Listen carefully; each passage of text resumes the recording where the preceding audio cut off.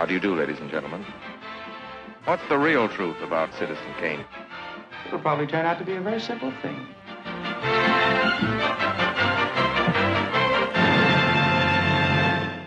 Hi everyone, hope you're doing well. I'm Parker. I'm Max. And welcome back to another episode of Better Than Citizen Kane, the highly subjective show where we look at a movie and ask that titular question. Because when every movie ever made is a reasonable contender for the title of greatest film of all time, you have to wonder, Better Than Citizen Kane. This week, I got a bad feeling that Parker's going to trap me in his pantry. The way I figure it, it's probably just because me, Lionel Pritchard, and the Wolfington brothers flattened his crops without breaking them. Anyway, grab your tinfoil hats and baseball bats because today we're creeping the cornfields to discuss M. Night Shyamalan's Signs from 2002 with this week's esteemed guest, friend of the show, Hannah Coleman. Hannah, welcome to the show. Welcome, Hannah. Thank you. Glad to be here. Thrilled to have you on. Super, super excited. Very exciting. Parker, you don't want to address the pantry thing? Well, I mean, look, I'm not gonna denounce something that is objectively true. Okay. I just feel like there's two kinds of people in the world. There's the type of people who trap people in a pantry, and there's the type of people who believe in miracles. And you're the first one. There are lots of dichotomies of people. True. And we will get into that. I'm so excited. Yes. So, Go for it, Parker. I was just going to say, so we tasked Hannah with bringing a show that she loved to the show, bringing a movie she loved to the show, and Hannah chose Signs. Signs is one that I think, what's everybody's history with Signs, first and foremost? Hannah, you start. Okay, so M. Night Shyamalan was my first favorite director, and it's because of Signs. Like, as a small child growing up, my mom really, really loved Signs, The Village, all of that. And so with Signs specifically, she would wait until we were of an age. And I mean, like, this is a woman that showed us The Shining when I was like 7 years old. So like not too high of an age. Sure. But in our basement, we had like a brick fireplace with a grate that went over it that very much looks like the coal chute in Signs. Right. So she would wait until we were a proper age to watch Signs, and she would sit down in the basement with us and have us sit next to the fireplace specifically for that scene to really scare us. And so I love Signs. Same with Lady in the Water. Like, my brothers and I would go out, in the village when they have their backs to the woods until they get scared and they see how long they can do that. That's kind of what we would do. We would go into the grass with like a mirror and like look for scrunts until we got too scared, and then we'd like go inside. So huge on M. Night. Really big fan. Love Signs though. That one's my favorite. I would love to get a Signs tattoo. I don't know if I will though, because I do. Well, I would think I would get the crop circle, right. But I don't know how I feel about getting a tattoo of a Mel Gibson movie. It's a tough pill to swallow. That for is sure. kind of yeah. I'm sure we'll talk. We'll get into the Gibson at all. That's really lovely that.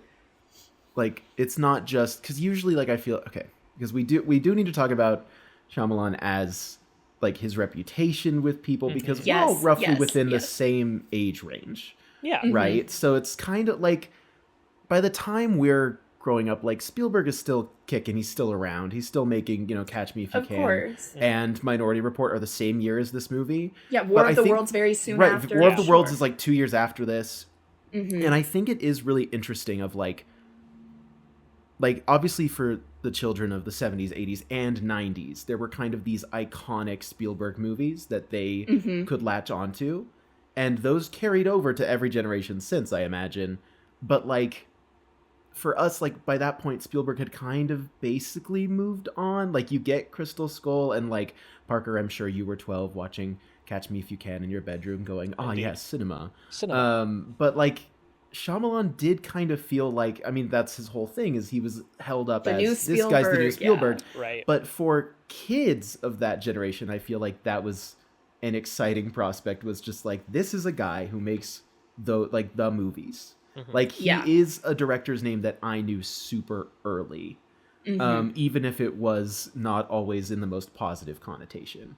That's kind of my, like, I feel like I knew the reputation of M. Night Shyamalan from a young age, which I think is rare because, like, how many directors really do drip down to the kids, right? Like, Yeah. Yes, and Spielberg was such a big force. Like, it truly wasn't, like, I didn't understand the influence of him as one man in the same way that I did, like, George Lucas, because that was so confined to Star Wars. But Spielberg was just such an entity, and then especially post 9/11, he really gets into a lot of political filmmaking and talking about institutions. And so that's just a very, very different kind of Spielberg than people grew up on and was cemented in there. But it really was so much of this influence with M. Night. Yeah, he was the director name, I guess, like, as we were growing up. And you'd hear things associated with him that he produced. Like, I was telling people the other day, like, he didn't direct Devil. But when that came out and that was the marketing, was M. Night Shyamalan, right? I remember the trailer for it being, and thinking that it was an M. Night Shyamalan movie. And the thing is like, like, Spielberg existed as kind of this empire corporation at that point, you know, like, he's well into his DreamWorks phase. But also, like, I knew his movies more than I knew him by that point. Like, his name was not that, like, at that point, it's like, I don't think he's still producing Animaniacs by that time. Like, all of that 90s kick of, like, Spielberg's with the kids has kind of faded by the early to mid 2000s. So that there's kind of just like, well, you know Indiana Jones, and you know Jaws, and you know E.T., and, like, someone might say, well, that's all the same guy, and you go, okay. But it's not the same as, like, the way people were talking about Shyamalan in the 2000s was, like, initially, like, this guy makes the movies, you know? Right. And then in, like, the latter half, like, I remember being 10 and being like, live action Last Airbender. My dad and my uncle literally being like, well, we've heard that's terrible, so we're not going to see that. And that's when I was like, oh, so I guess we don't see his movie. Like, it's, I don't know. So I don't, to kind of finish this out, because I ended up turning this into a wider conversation, but to answer your question, Parker, I know I saw Signs young. I know I saw it all the way through at least once, because I loved Aliens as a kid. Aliens was a huge thing for me. And so I know I saw this when I was probably like 8 or 9. And then I remember seeing parts of it on TV a few times. And I know I watched it at some point in the last 10 years, but I don't remember when. So this is kind of like my first return to Signs as an adult that I really was like paying attention and locked in, which is interesting, and we'll talk about it. But Parker, what's your history with Signs? What do you think about all this? I mean, a lot of the same stuff. Like, Shyamalan is a name that I had heard a lot growing up and learning about film. And then as you start digging into, like, what's going on actively in his career at the time that all of us are children and learning about all this, like, within the industry, he is being positioned to be the next Spielberg. Like, Kathleen Kennedy and Frank Marshall produced Signs. Like, you know, like, it's like, okay, here's the new guy, and we're going to give him all of the support, and it's all going to be all these same people, right? And so I knew the name, but similarly, like, as I start digging into all of this when I'm, 12 and 13, is right around the time that a lot of people start souring on him. Like, The Happening comes out, and that gets, Lady in the Water right before. Lady in the Water, like, it's... Yeah, it's the run of, like, what, Lady in the Water, The Happening, Last Airbender. And then After I do Earth. think The Village was really polarizing. Like, Signs was, like, Signs has a lot of detractors, but ultimately they were like, whatever. The Village was really where people started going, okay, this feels gimmicky to me. Yes. And then Lady in the Water was a direct reaction to that, where it's writers are the most important people. They're going to save the world. And also film critics don't understand anything and they should just be quiet. And then it does. Yeah. Then you get The Happening, which I didn't see until, I think 2023 is when I saw it for the first time, because it was rated R. So, like, growing up, I wasn't watching rated R movies. Sure. And then also people said it was bad. So there wasn't really a huge incentive for me to watch it, but I've never, like, gone against M. Night. I love The Village. I actually love Lady in the Water. Yeah. I mean, you were dropping a reference right there, like, at the top of the episode. I haven't seen Lady in the Water. I do think I'm getting a Lady in the Water tattoo as my M. Night tattoo instead of Signs is, like, kind of my plan. Yeah. But I'm like, I could do, and that shows my dedication to M. Night, because I'm it's me and Griffin Newman that like Lady in the Water, and nobody else on the planet. That's true. That is true. But like, yeah, no, I love him. Everything he does, I think, is really, really fun. I loved Trap, all of it. I'm all in on M. Night.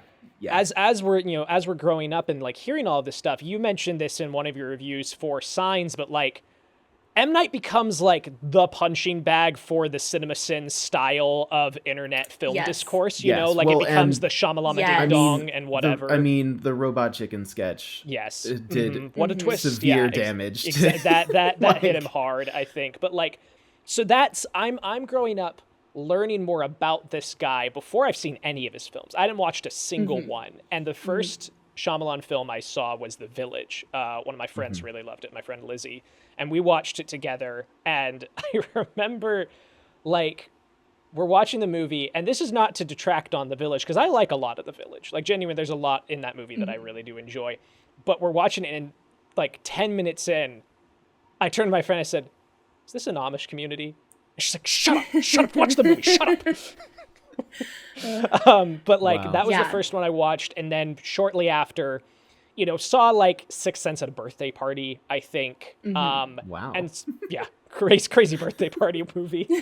But then at some point during that window of like junior high into high school, I know I sat down and I watched Signs for the first time. But similarly to Max, I know it's been at least a decade since I've watched this movie. Like I have not revisited this in my adult life. Not for lack of interest, like we'll get into it, but like I like the movie. But it's just one of those things that like he's never been one of my go-to directors. Like I can kind of appreciate him from a distance, and it's tough because he has such a body of work that has very delineated eras of like consensus quality, that it's not so much like ruffling through the dirt to find these, you know, unappreciated diamonds. It's like, okay, here are, you know, the run of Sixth Sense, Unbreakable, Signs are the good ones, according to most of the internet, right? Like most Discord's like, okay, this is where it's good. And then we get the rough stuff. And then, you know, starting with Split, we get the Resurgence era and this Renaissance happening. Like, I can't think of another director who has so clearly like postmarked eras within their filmography. Not of quality. Yes. I would argue like a similar kind of 90s 2000s director like Wes Anderson, I feel has a very delineated career arc of like periods of like shift. Quality is the key word there though. Right. Right. So but, like, and I mean like that is, you know, that is subjective, right? But I do think Shyamalan has like early career, I would say basically goes through Lady in the Water. I feel like I would say that set of movies feels very of a piece to me of like, this is this. And then you get like The Happening through After Earth. And it's kind of like, okay, we're getting a little lost. We're still kind of figuring this out. And like he obviously pivots towards huge studio movies, right? Like so that's After the thing, Earth, right? that's like very much a Will Smith, Jaden Smith joint. And then you also have... Yeah, with the Avatar, The Last Airbender movie, that one also like clearly huge. It basically didn't need to be there. It was so like producer created. But again, he's talking and then it was all self-funded after that, and so he gets to come back, and it's all him. Yes, so he has like this studio period where it's like the studios are calling again. If he's the new Spielberg, it's like, when are you going to become the studio guy? And he does, and it just doesn't work because it's like, okay, Last Airbender, it's like, I want to make something for my daughters who love the show. And After Earth was basically just Will Smith being like, I'm going to make a movie with me and my son, and you're going to direct it. Like, it is not his movie at all. And then, like you're saying, Hannah, he basically like mortgages his house for every movie since basically Split, right? Like it's Split through Trap. Still basically on that same thing, and it works because he's able to make these for pretty cheap, and they do well, and he you just feel like he's having fun. Like it just feels like he's moved into an era, and like not that I have seen like most of them, but like it just every time like a new one comes out, I go, oh, good for him. Like I'm so in his corner. Like I'm just thrilled that he's doing what he loves in a way that like he is an interesting kind of like enigma to the modern industry in the sense that he is just operating basically of his own accord and making exactly what he wants to completely individually from the studios, which have become so, you know, everything, mega corporate, whatever. He's really retained his like ability to be an auteur, and I think that's like just been very, very interesting to watch. And I think Signs is such an interesting point in his career because he does have that blank check from Sixth Sense. And you go back and watch Sixth Sense, and that holds up so incredibly really well, does. truly. Yeah. But Signs, you start getting into some of the sentimentality of M. Night that people really grate on. They don't like that a lot. And like The Village extends it a lot more, where The Village is really where people split off. But you have so much of this through Signs. And Signs has so many interesting filmmaking elements in it that he's been able to really expand on in his later career, like making an entire found footage movie. I mean, he has like one of the coolest shots of like micro found footage within Signs, like a couple different places. And so then he's able to like really do that. And the suspense, the romance, that's what I really like The Village for, is the love story in it rather than watching it as a thriller. But yeah, like he's able to take so many of these things and really play on that, the horror, and just like having fun with different tropes. Like I think that's really exciting, and like blending certain genres, the humor that lasts throughout. I think Signs is a very funny movie as well. Yeah. And so yeah, it's really fun. But he really has retained such an identity as he's gone through his entire career. But Signs is kind of, if you can buy into what M. Night is giving you, he's going to get much more M. Night with his dialogue as his career progresses. And people think that's accidental. But like, I mean, they're not complaining about the dialogue in Stuart Little that he wrote, you know, like it's, and so like he has the ability to write normal dialogue. He just really gets into his style. Well, the more comfortable he gets and the more he's dependent on just himself to create projects in the future. Like Trap is so M. Night dialogue coded. And with Signs, you don't even necessarily have like traditional stilted M. Night dialogue, but you do have some of these like themes that I think are much cornier under another director's stewardship that you either buy into it with M. Night or you don't, and that's where you lose them or you keep them. Yeah, his dialogue here isn't quite as stilted as it will become. It feels, again, that's why I kind of compare him to Wes Anderson, because Wes Anderson is a director who, like, they both start, you can see those seeds of where they're going with their, especially with their dialogue writing and with their writing and the kind of their approach to whatever their auteurist, tendencies may be. You see Wes Anderson become more like specific and more of all this. And like people have really kind of soured on his movies lately because they go, well, it's too fake. It's too distant. Wes. It's too cold. It's too Wes Anderson. And Shyamalan feels very similar in that way. The difference being that Shyamalan is just like has a reputation that he gained early on of like, well, he makes bad movies. He writes bad dialogue. And it's like, no, it's also creative choice. Parker, you look like you wanted to say something on that. No, just that, like, it's interesting tying into, what we'll get into with the research, but also just kind of table setting of Shyamalan and his career as a whole, and tying it back to, like, the Lady in the Water, like you're talking about, of, like, I watched this making of documentary for Signs, and in it he has, like, they're doing, talking head interviews, and he has a quote in there that seems so emblematic of his career as a whole, where I'm paraphrasing, but basically he's just talking about how he's like, yeah, like, filmmaking is a very personal thing to me. Like, I don't put anything on screen that isn't personal to me, which makes it really hard because, like, you're just putting your heart out for people to eviscerate, Yeah. He's like, and that he's like, it's a very vulnerable thing to be like, well, this is really important to me, and then the critics just come and pan it, and, like, seeing the seeds of that in an interview from 2002 and watching the way it's kind of shaped his career as a whole is very intriguing to me, of somebody who's just like, he makes the kinds of movies he wants to make, and when people don't like that, he doubles down even harder, almost to the point of, like, I think you could argue that there's an era of his career where he's not making it for himself, he's making it to prove people wrong, right? Like, there's a few movies there where I think he gets lost in the studio system of it all and just trying to make something that will get people off his back finally, because it really is like... I think that now, if you're coming in and, if you're younger and you're just learning about film and you're watching some of his movies, it's a lot easier to get in at Split at the starting point, right? And you're like, okay, Split onwards, and we look at these movies, and it's like, guys, you don't understand. Like, you weren't a part of the film conversation of the 2000s to the 2010s, like, we were eviscerating this man. Like, he was the butt of the film stock, joke absolutely. everywhere. And it's just like, it seems like that's very personal to him, and that got a really big chip on his shoulder, which makes sense. Is he? This might not make any sense. I don't know when you guys listen to that. Is he kind of the Weezer of movies?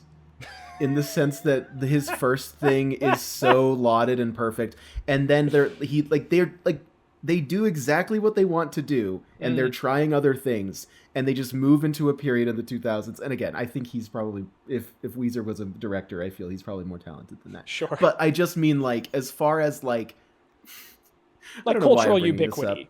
Cultural ubiquity, and like, you know, first few, you know, projects, whatever those may be, are like the ones that people go, those are great. And then it's kind of like this 2000s period of like doubling down and being spiteful and trying other things. And then like in the 2010s, kind of getting back to, anyway, I don't know. This was a random thought I had. I do like that. There. I think that the biggest frustration for me, that I don't know if I share this with M. Night. We're not actually personal friends, but I believe we could be. But I do think, like, my biggest frustration with his reputation, like, needing to prove people wrong, is I think his reputation is wrong. Like, I think the idea that people have of him, I'm like, it's actually not held up in his body of work.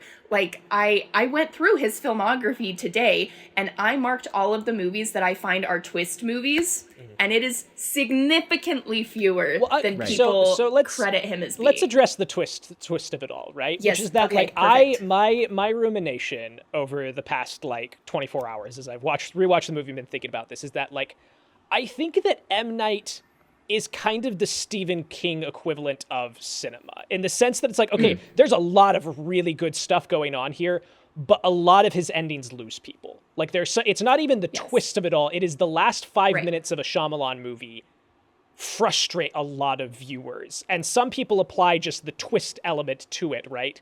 But also it's just this feeling of there's so much methodicalness in the rest of his movies, I think, and a lot of the time it becomes like, what is the last 5 minutes? What is the reveal? What is the quote unquote twist? And those not always working. Again, I will staunchly always point to The Happening being where it starts getting bad, you know, in that regard. So this is, I want to go through his filmography really quickly since we're here, about what I consider to be a twist movie or not. Okay. Sixth Sense, twist movie. Yes. Yeah, absolutely. Yeah. The penultimate It is twist the twist movie. Nobody has a problem with that twist, though, because it rules and it still works on a rewatch. It's not just one that you watch it for the twist. You watch it in rewatch and it's still incredible. Unbreakable, not a twist. Right. I don't think that's a twist. Signs, no twist. Signs is like, people talk about it as being twisty, and I'm like, but it's not. It's the narrative structure that has been set up for the movie coming to a natural conclusion. I don't think there's a twist to it. Now, it is the last 5 minutes do lose people. I don't think it's a twist, though. I think it's a culmination of the narrative that's been set up. Like, that's not a twist. Which, I'll let you finish, one I have, but I do want to put a pin in that, because I know Parker's review specifically mentioned a twist, and I have things to say, but go on. So I just want to put a pin in that. But Hannah, please continue. The Village, I will say, twist movie, but not in the way that people conceptualize an M. Night twist. Like, they come out of that movie and they're like, the people were in a modern era the whole time, and I'm like, yeah, you find that out like pretty early on. It's not really. In fact, like, The Village is kind of a fun M. Night twist movie because it flip-flops twists, where it's like, the twist is, there are monsters. Just kidding, there aren't monsters. Just kidding, we base the fake monsters off of, like, a throwaway line about how there probably are real monsters, by the way, but it wasn't a monster, and it's modern, and it doesn't really matter. And so you're finding stuff out all the way where it's just... It's not like a classic M. Night twist the way people talk about it, but I will give that one as a twist movie. I'll count that, sure. Lady in the Water, no twist. The Happening, no twist. And, like, this is one where I didn't watch the movie for so long because people came out of it going, oh, yeah, The Happening, the M. Night twist of it is that the plants are killing people. That's said in the first 20 minutes of the movie. That's not a twist. That's a premise. You don't like the premise of the movie, not the twist of it. That's, you know what's going on the whole time. Next is The Visit. I think that one is more trope than twist, but I'll also allow that one to be a twist movie. Yeah. But I think like that's a trope that's existed in horror movies forever. Split, not a twist. I spent the entire movie sitting there waiting for the twist, but I'm like, it's not a twist in the same way that Begonia is not a twist, where it's like, we're setting up the premise is either this thing is or this thing isn't. What's it gonna be? And it is. That's not a twist. That is the premise that you're exploring in the movie. I guess the twist is that it's an Unbreakable movie. Sequel. I was gonna say that's kind of. I was gonna say that's twist. Like that. Yeah. But I think that's not quite right. But that's not that, right. Yeah. And I don't think that's a twist of the movie. I think it is a recontextualizing of the movie that is very fun. But I wouldn't count that as a twist, especially because I, as like an M. Night fan, went in there going M. Night twist, and then I'm like, there wasn't even one. Like, okay, and then Old, no twist. No twist. Again, premise, and also like an explanation. And again, like the last 5 minutes of the movie do kind of explain what's going on in the movie, but that's not a twist. It doesn't impact any of the characters that we've sat with for the whole movie. It just provides some extra explanation, kind of like the end of Psycho. So I don't count that one as a twist. And then Knock at the Cabin, no twist. I mean, that one's like a little more adaptation anyway. But yeah, no twist for that one. And it did diverge from the book as well, but still not in a twisty way.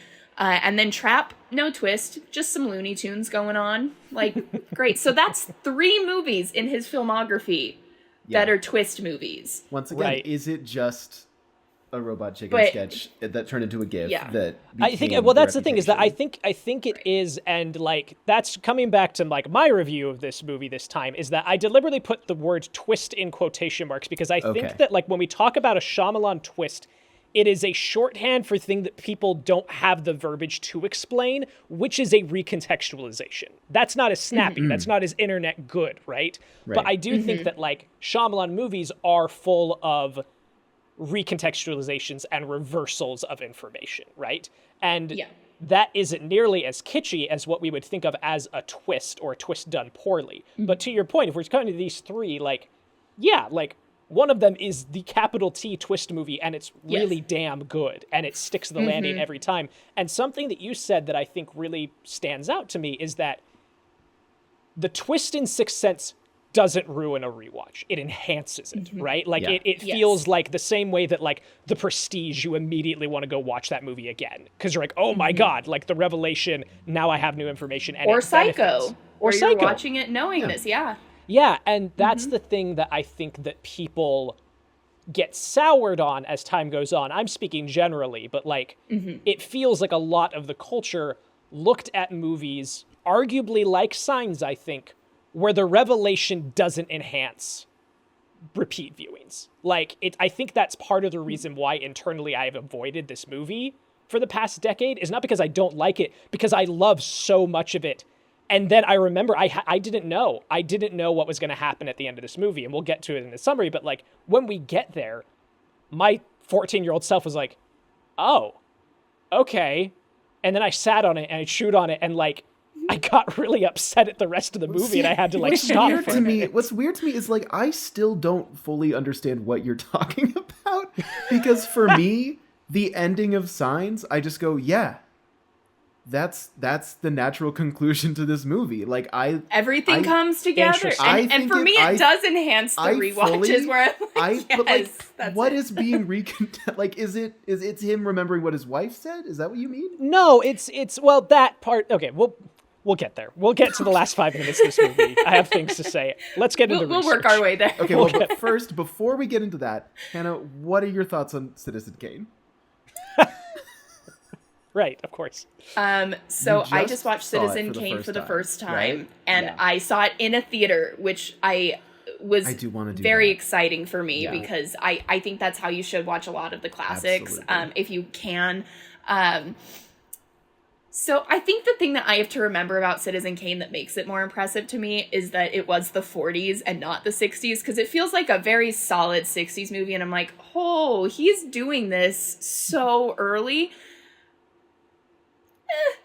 I have seen a lot of like greatest movies of all time that I've been like, yeah, like It's a Wonderful Life, you throw that on, and I'm like, when people say this could be the greatest movie of all time, absolutely, I feel that. I connect to it so behind hard. Me, there it is. And Love so, it. Citizen Kane, it didn't hit to me the way that I was really hoping it would. I mean, I did, the sets were incredible. He was doing so much, but I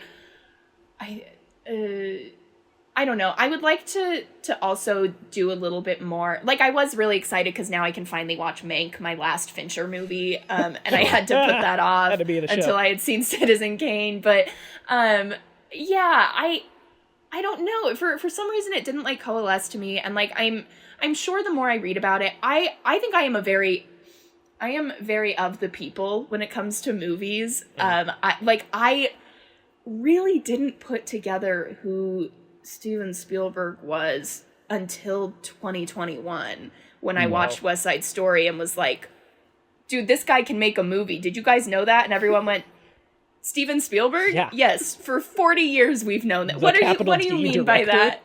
Like, that's so what are you talking about? And I've seen his stuff. I have a Jurassic Park tattoo, like from the movie specifically. Yeah. Like I've loved so much of his stuff.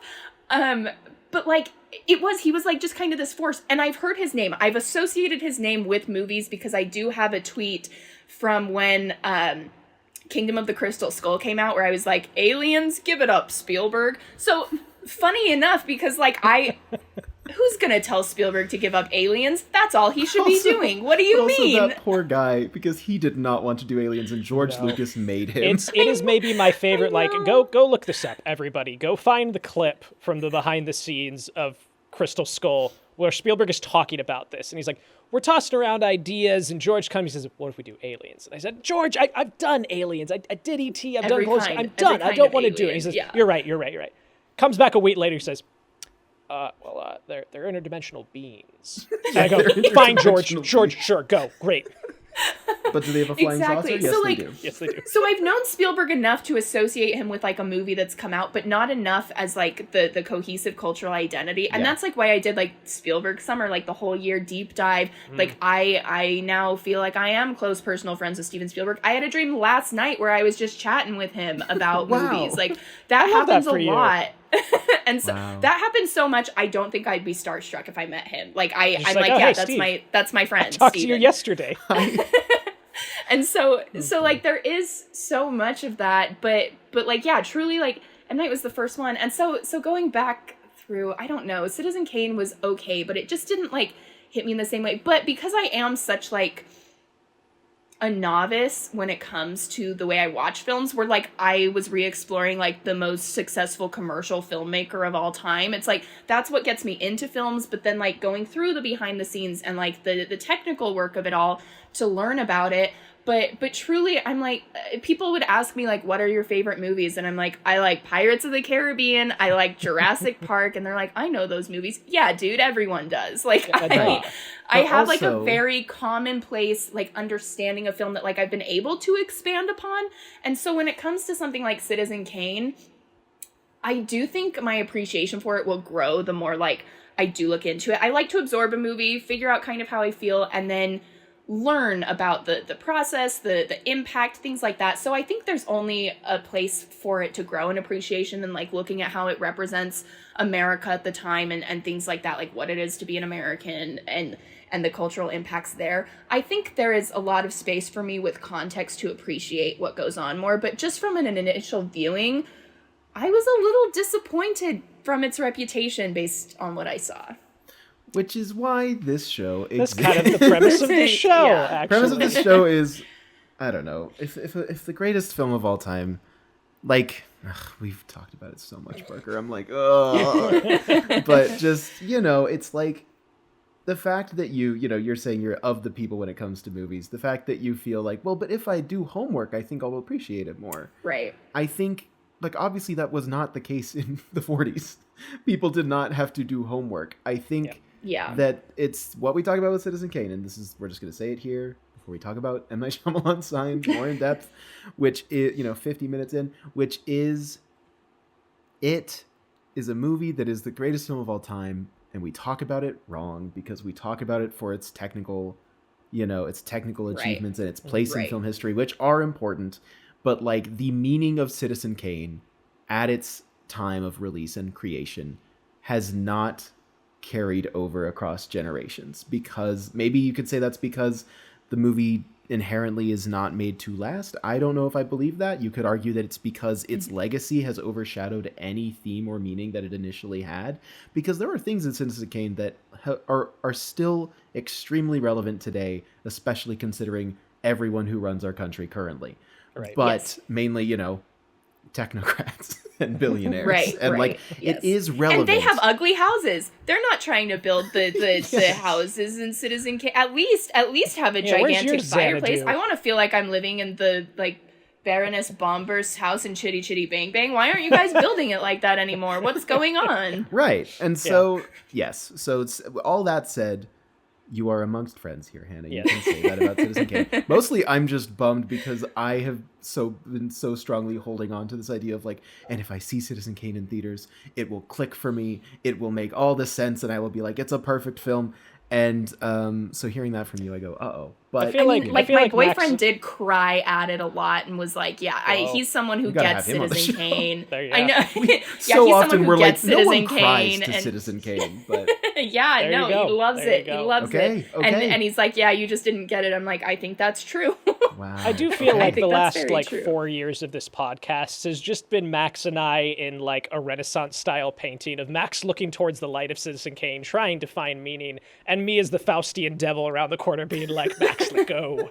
Max, it's not the greatest movie of all time, Max. Say Klaus is better. Say Puss in But Boots is it's hard better. because I do, I have experienced movies that I will revisit that hit me in a way that they haven't before. I do think, first time I watched Psycho, I'm like, greatest movie ever made. This has held up the test of time for a reason. But I mean, even different things E.T. is one that I rewatched when I was doing my Spielberg year, and I grew up on E.T. I know that movie in and out. I mean, who hasn't? We had action figures as kids. We had a little E.T. plushie that the neck stretched, and so I know E.T. I had a friend in high school who was obsessed with E.T., and I'm like, I wonder if they look at me now and they're like, you did not care about E.T., but I rewatched it in 2022, and I was like, this is the best movie ever. I am so moved by it in a way that I just was not as a child. And so I have revisited some of these movies where I'm like, it hits me. It's a Wonderful Life. I grew up on as a kid, boring black and white movie. I don't care about this, whatever. And as an adult, just rends my soul into absolutely. And so I've only seen Citizen Kane once, so maybe it will be better. There is room. I have experienced that transcendence with revisited movies in the past, so I'm holding my breath for you. I really am. I hope Parker, all the best. Tell us about Signs. What did you learn from your hour-long documentary? And Hannah, jump in as much as you can. I don't have much to add except I have not seen the documentary, so that's. It's supposed to be Mark Ruffalo. That's all I know. Was Joaquin Phoenix.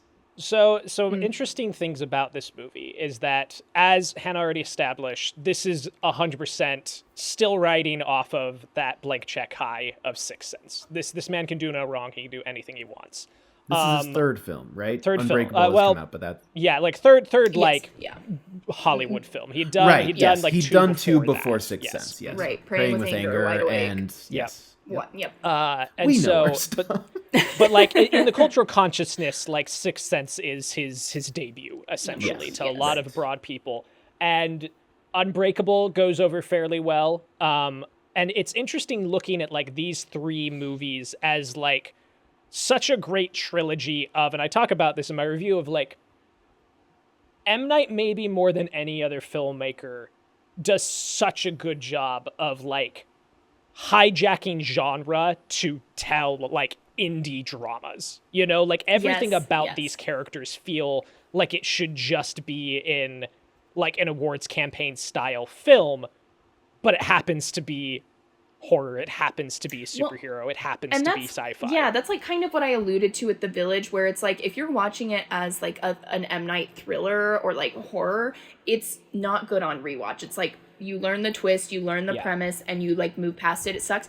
But I really find it compelling still, from like a love story between Bryce Dallas Howard and Joaquin Phoenix in it. I think that is like so lovely still, and like that's what really endures for me. And that is like more of the like down to earth, grounded storytelling of relationships that he's doing, that he used genre for, but that's not what makes it good on a rewatch. It's like the way you approach it. Yeah. And so that's kind of where he's coming from in his career. As he starts working on this, he talks about a lot in the documentary about how anybody who was growing up during the 80s saw this big resurgence of crop circles coming up, especially in India. There was a lot in India in the 80s, and it was this kind of cultural phenomenon of these really intricate patterns, and the scale of it felt so vast. And eventually these things came out as being hoaxes, but at the time, like it was a big cultural kind of talking point. And fast forward 20 years, that had died out a lot, but he wanted to revisit that because he remembered a lot of that and his experience with it. So that was inspired by that. And then additionally, he never talks about in the interview where he found like the inspiration to tie crop circles to the story of A Crisis of Faith. But he just talks about how he loved the idea of that, like an examination of God and examination of aliens are kind of the same thing. Like it is a question of are we truly alone? And he has such an interesting perspective on things because he grew up in Philly, and like I believe he went to a Catholic school. It was a private Christian school of some sort, but he's not Christian. And so the culture that he was surrounded with was this Christian culture. So it's like a blending of like his own like familial cultures with like the overbearing Christian and like those themes and how they resonate. And so it's always so interesting because it's not a Christian perspective on these things, but it frequently is very Christian themes that have like bled into the way that he like had his perspective on the world, which is so interesting. Yeah, he wears a lot of his upbringing on his sleeve in his films, and like looking at where he comes from and how it forms his stuff. I really like earlier you said like that phrase of like heart on his sleeve, wearing things on his sleeve keeps coming up in this conversation. I think that is a great way to define him.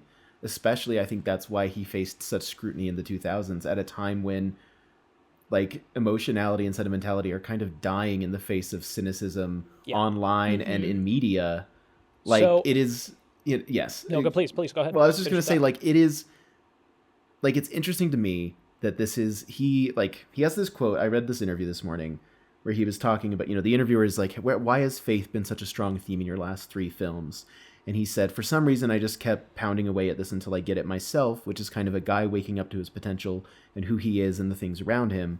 So all 3 of these movies are this guy waking up. I don't know why I keep writing that guy. And I could easily write another one about a guy waking up and realizing this. And then the supernatural or the sci-fi elements, the ghosts, the heroes, or the aliens are kind of irrelevant to me. Just the backdrop for a man learning to believe again. And like, Parker, you made an interesting point when we texted about this briefly last night, which is that Signs doing so well may be because it is a post 9/11 America. There's something in the documentary about this. Okay, I'm interested to hear about that. But I do just want to say, like, I feel like this is the last moment in the 2000s when Shyamalan sentimentality could work. And then after 2003, like once we're going to war, it's kind of like now we are fully entering like cynicism, like that there's no place for his sentimentality in the same way. And I don't know, I just found that interesting. So that is very continue, interesting. but I did just want to like glad you point brought that up. Like his heart on his sleeve sentimentality just kind of got shut out by the America that he was coming up in. Especially when you compare it to like, obviously there was plenty of cynicism in the 80s, but and like people criticized Spielberg at the time too, of like, oh, he's just making kiddie shit. Yeah. But like, that was just a period where there was a lot more room for success in, empathy and sentimentality and all that stuff. And then anyway, so that was interesting, but please continue. I'm curious to hear. Yeah. So he writes the script. It gets picked up by Disney. I always forget this is a Disney joint. Yeah. I watch it like Touchstone, baby. Touchstone. And so Disney picks it up. We've got Kathleen Kennedy, Frank Marshall involved. They start location scouting. All of this was filmed. The exteriors in town were shot in Pennsylvania. All the farmhouse stuff is at an agricultural college in Delaware. So they had a section of this college that they rented out, and they planted all of that corn for the production. Yeah. And they did, Frank Marshall was talking about how they used a new system of irrigation of reusing water, and the corn grew so well that the agriculture professors were like, hey, can we study your model and teach it? Because how did you get the corn to grow this good? Which was nuts. But so they grew all of these acres of corn. They built the house custom there. What's interesting is the production designer talks about in the documentary how it is meant, it takes place in Pennsylvania, but it looks like Midwest America, it's very rural. It's supposed to kind of be Kansas-y in a lot of ways. The color palette for the house is red, white, and blue. It's an American flag, And so you have all of this stuff in pre-production. Get the movie ready, the script is written. Their first day of filming is 2 days after 9/11. Oh. And so they all just sit down. They start with the car crash flashback. That's the first thing they shoot. And so they start production with a candlelight vigil about 9/11. And Shyamalan talks about how that kind of just permeated the rest of the shoot in a lot of ways for him. It just kind of hung over the film. And it's fascinating because what I texted Max about was that this feels very much like a 9/11 movie, right? When you take it in context of when it was made, especially. But I find it fascinating that comes through in the production and not the writing. The script is locked. I do want to quickly compare it to Spielberg's 9/11 movie War of the Worlds in 2004, which I am a fan of. I really like Spielberg's Me too. I think it gets a little messy, but it gets messy, but it's still got some of Spielberg's best stuff in it, so I will never hate that movie. Yes. It still has 2/3 of a perfect Spielberg movie, so I don't care. I think some of the specifically 9/11 stuff is some of the messier parts to War of the Worlds, the sun. Yes, which is stuff why with the sun, I bring it up. Honestly, right? that's kind of it. That's the only part that I'm right. Because Hannah, you said in one of your reviews of this movie, this is a modern War of the Worlds. Oh yes, and I cannot wait to get to that. And I do just want to say, comparing it directly to Signs and War of the Worlds are such an interesting comparison because it is a man who has been christened the new Spielberg, who is making a modern War of the Worlds pre 9/11. And then 9/11 happens, which affects the production, but not the story, like you're saying, Parker. Whereas War of the Worlds is Spielberg actively grappling with and trying to comprehend and understand the tragedy of that event through his movie that is written as a 9/11 movie. And it's that makes War of the Worlds almost less successful. Yeah. In certain ways. It is also what gives that movie its juice. That opening attack on the city is unbelievable, and it is so harrowing, but also it's everything with the son, with Justin Chatwin going to war, it's that doesn't land. This is comparatively, Signs is a movie that has a lot in common with War of the Worlds, and at this point I don't know, maybe we want Hannah to just talk about that, but I don't know, what do you think, Parker?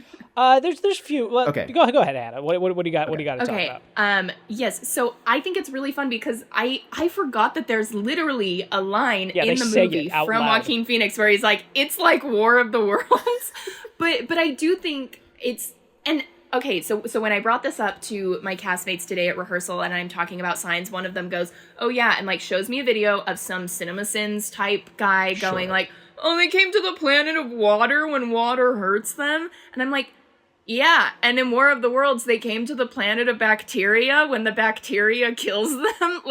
Yes. We literally, okay, but also, we literally created nuclear power. Yeah, also, water kills us too. Which, by the way, nuclear, that's true, water kills us, but also it's nuclear power melts our skin off. Oxygen, that hasn't prevented anyone from doing that. When we get oxidated, that kills our body. That is what happens with people. That's why we have to have antioxidants. It's the things that are also sustainable for our lives are frequently also the causes of death. It's not but also that is such a big theme in War of the Worlds is we are technologically outmatched, and the only thing that saves humanity very quickly, mind you, after like a lot of violence, and then suddenly they go because of the like microorganisms that like they weren't counting on, and that's why they sent a full party. The whole idea of war, and I do just want to defend War of the Worlds because people are so mean to that story generally, and it's like, no, the point is that like I think even they put it in the Spielberg version of like we have earned the right to live on this planet by developing immunity to the diseases of this world. Mm-hmm. Yes, like that is something of like if you live here, you're good. Like you can survive here. Anyway.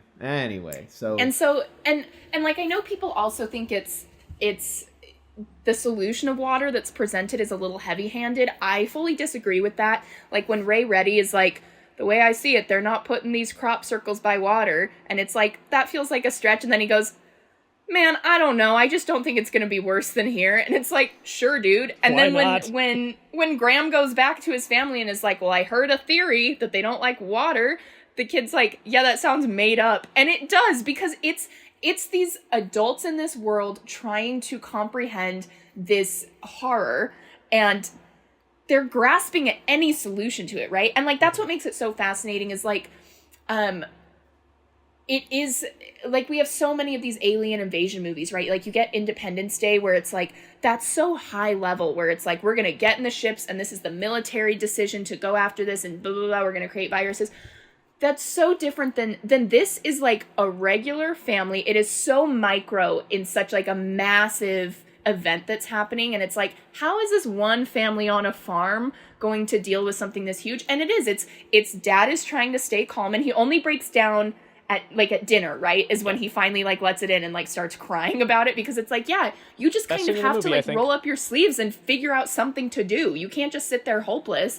And so, but like that is like one of these themes, and I think it's really, really great with War of the Worlds. I think it's really great with Signs too. Is it's like, yeah, and they also like kind of allude to some of these things too, where the kid's talking about, okay, if they come, there are only two options. If they're hostile, right? They either lose, and then they have to come back with full forces, which indicates this is not a full force. This is an exploratory, like, conquering mission. The military guy in that room that Joaquin Phoenix is in, that feels like Wallace Shawn's long lost brother.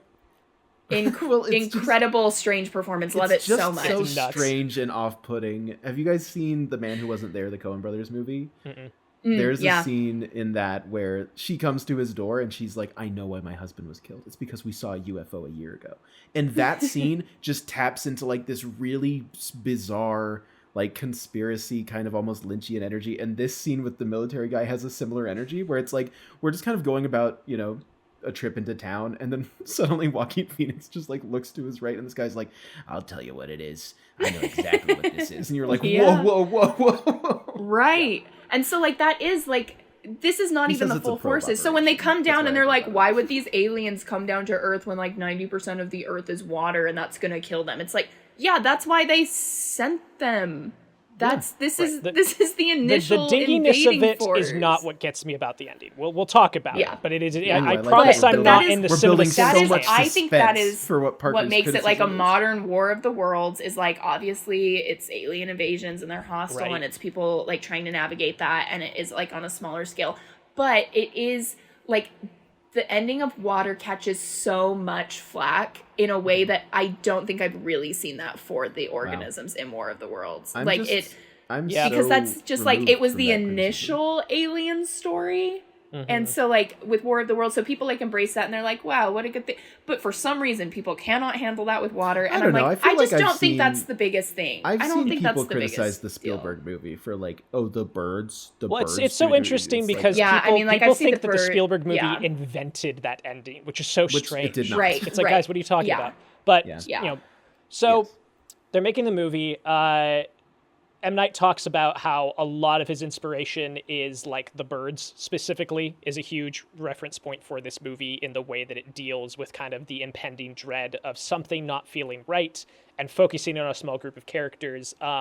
As Max mentioned earlier, originally Meryl was going to be Mark Ruffalo had been cast, was going to do it. Well, yeah, because specifically Shyamalan had seen You Can Count on Me, which is, a lovely film that I watched for editing, I think, in college. I watched it for an assignment for something.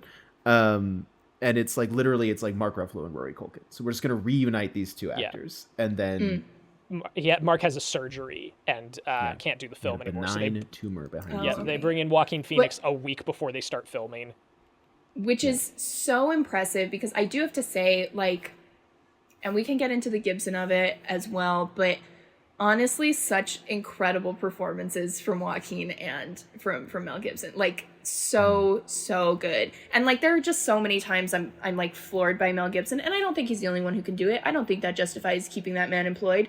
But the performance is pretty good. And yeah, Joaquin is just like provides such a presence to it. It's so good. And I have a hard time with Joaquin Phoenix nowadays. Like, I actually even liked his performance in Joker, like, regardless of the rest of the movie. I did like his performance in it.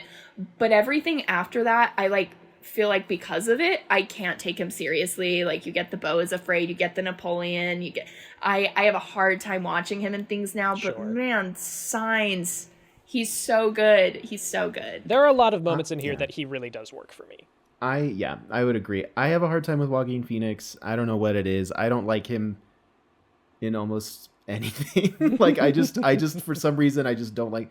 My dad told me the other day, he's like, it's just because you like Rooney Mara, and I was like, maybe, I don't know. Maybe. But that's funny. But like, I think he is really good here. I struggled more with Gibson's performance. I think that, but again, it's not even really his fault. It's so weird. I was trying to explain this to Parker over text last night, and then those are the two things we talked about over text. We did not try to spoil this episode by doing that. I just was like thinking the entire time I was watching it, I was like, I know that Shyamalan wrote this and cast it very specifically. Initially, he was thinking someone older. He looked at he tried to get Paul Newman to be the Gibson character, to be Graham. And I just am like, I just don't think that I want a stoic action actor in this role. And I know that's like his whole point. The reason he cast Mel Gibson is because he saw him in Lethal Weapon, and he was like, I love him in Lethal Weapon. He can do this. It's interesting to have him do this, to have this emotion. And the entire time I was like, I just want someone who, like, I just can't shake Mel Gibson being a stoic action guy. Like, I just can't shake it here. Like, when he's it almost, and then with like the whole like kind of faith and everything, like, maybe it's just the moment we're in as a country right now, but when there's just like a stoic man who's like grappling with his faith, I just have no time for it, because I go, but you're like an action guy. Like, he has the like the look and feel of a guy who's like, who sucks. So it's just such a hard thing for me. I wonder if I don't struggle with it as much because I did, like, I think my associations with Mel Gibson are probably from this movie because I watched it so young and like grew up on it so much. So for me, it's when he's holding back tears, like when he is outside of Ray Reddy's house and Ray Reddy's like, dude, I'm not going to heaven. I killed a reverend's wife. Like, I made you question your faith, and I'm really sorry for that. And he like can't even respond. He's just kind of choked up.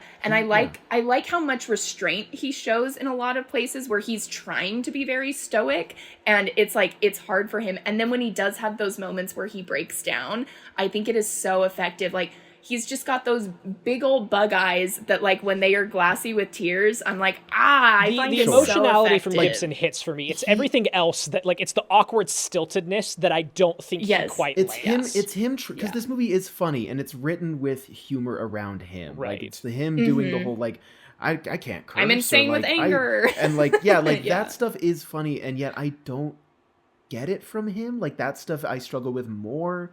I just kept like, I hate when I do this where I like recast a role in my head and then I spend the whole movie being like, oh, imagine, like, I just kept thinking about William H. Macy, like in Fargo mode, like someone who's like more comedic chops, who feels a little more like a real guy. Like, I think that would be interesting. I'm not saying that would be a better movie. I just kept being kind of taken out by the Mel Gibson of it all. Like, he has really strong moments. I actually think one of his best scenes in the movie is when he's trying to intimidate, the intruder in the pantry. Yeah. And like him playing all of that, of like him saying like, you won't, like the police are here and I'm here with the police. And then being like, what am I talking about? Like, he sells that so well. Him like going to leave, coming back. Like, he has these really great moments. And yet I still just the entire time was like, I I feel like there's some other options I'd like to see.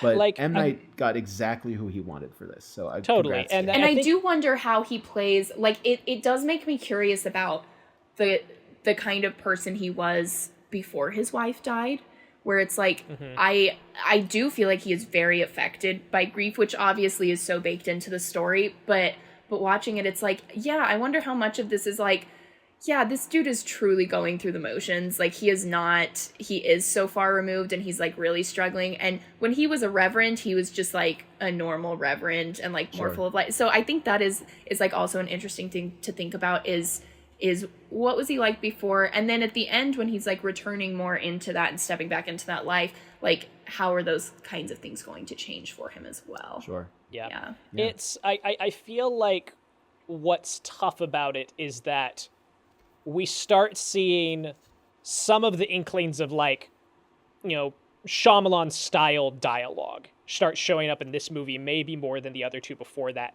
And there are some actors who can pull it off. There are some actors who can really make it stick. And I think, like, the one that gets me whenever I watch this movie, where I'm like, Gibson, I'm not buying it, is near the beginning when they're in the cornfields and he's talking to the cop, and she's like, what's wrong? He's like, I can't hear my children. And it's like, it's stuff. It's like that very kind of very specific expository dialogue. Interesting, because oh man, I don't think he lands it. I think he kind of does. I like it because I like that. Well, first off, I do want to say I think the actor who comes off of this doing the best with the Shyamalan dialogue is Cherry Jones, which is why I said she's MVP. Yeah, I like because she feels so natural and lived in. Phoenix is just behind her as like he sells a lot of his dialogue. Gibson's somewhere down there. I don't know. There's not a lot of people in this movie. But like what I like about that scene is, and it's like, again, it's exactly what we're talking about with M. Night, is like, it is so direct and on the nose, and yet I still really liked it. He says, like, hey, don't call me father. And she goes, why not? And then he says, I can't hear my children. That is the line before it. Yeah. And I'm like, that's a good play on words. It's very direct, and he's hitting it so like right down the camera. I mean, it's what's the cinematographer's name? It's Tak. What's his name? Tak Fujimoto.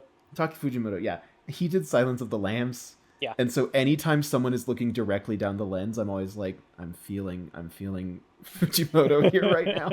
But he's like, I love like the close up too in the end where it's like angled right above, so he has like just a giant head. Whatever wide angle flashing back, and it's so good. I'm like, really I love this shot. I love this shot. Yeah. But yeah, no, I what I also really like about this is just, you have the same elements that are very notable to different people watching this movie, and you either love it or you don't, and that's so fun. That's M. Night, baby. I think any other research stuff I have we can kind of sprinkle into summary. We should probably get into the meat of this movie. Yeah, we probably should. I mean, I feel like we talked about it.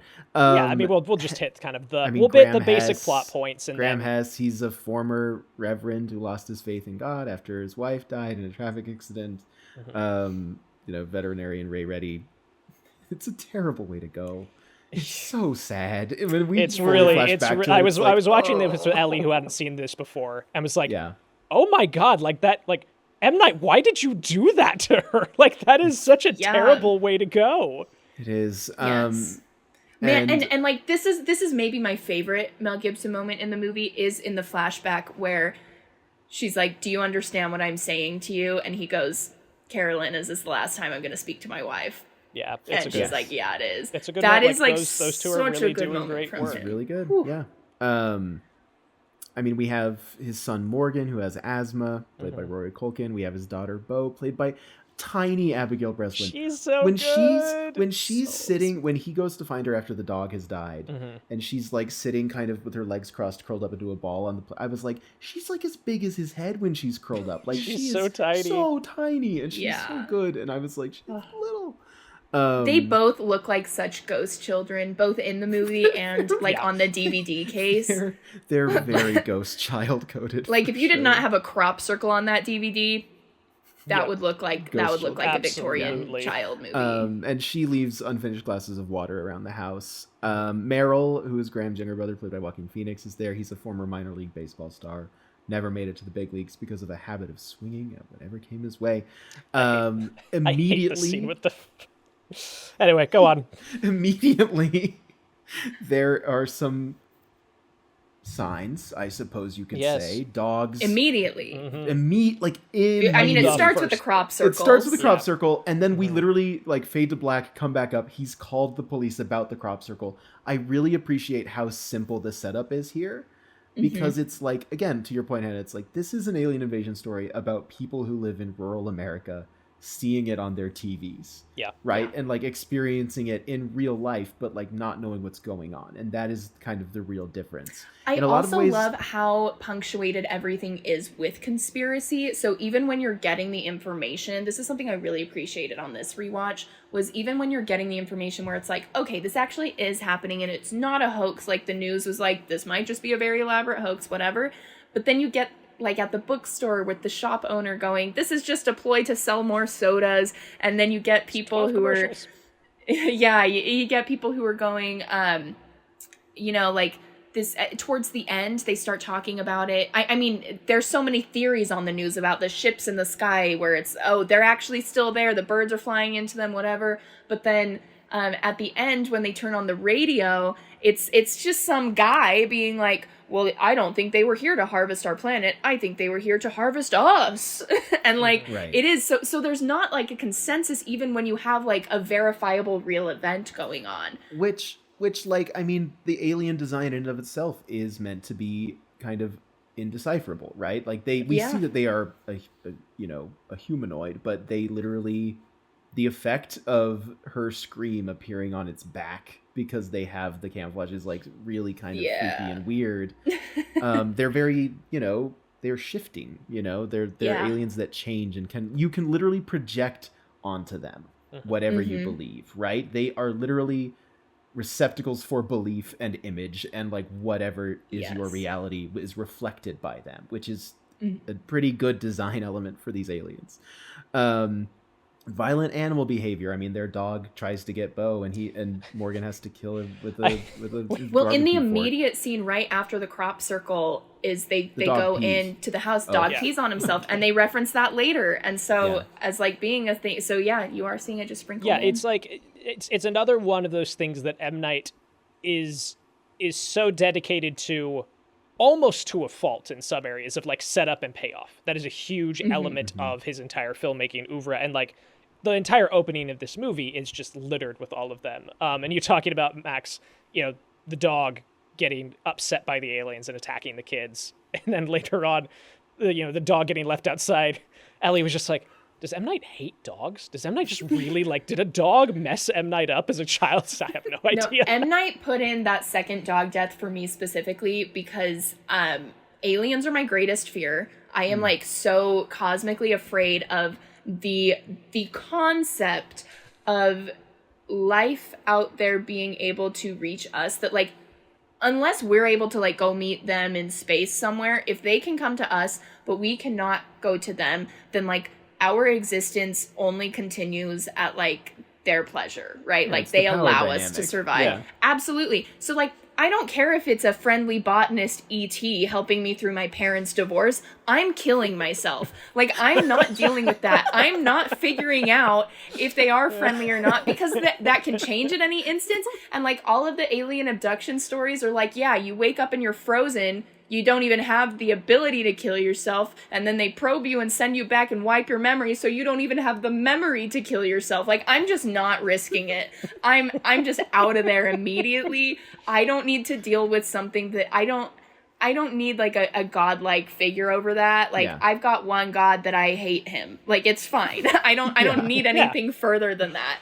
And so that is something where I like to play this game where I'm so at what point, because you have so many government figures who have come out and they're aliens are real. I do. I play at what point in Signs would I kill myself? It's not quite the crop circles. Okay. It's not the dog. It's probably when I see the leg, like when they do the whole ET scene in the cornfield with like the showgirl's alien leg, which is a really that's cool puppet, where by the way. I was like, why is the leg so kind of slutty? Like it like steps into the corn, and I'm like, oh, hello, hello. And so that's probably the point I'm killing myself.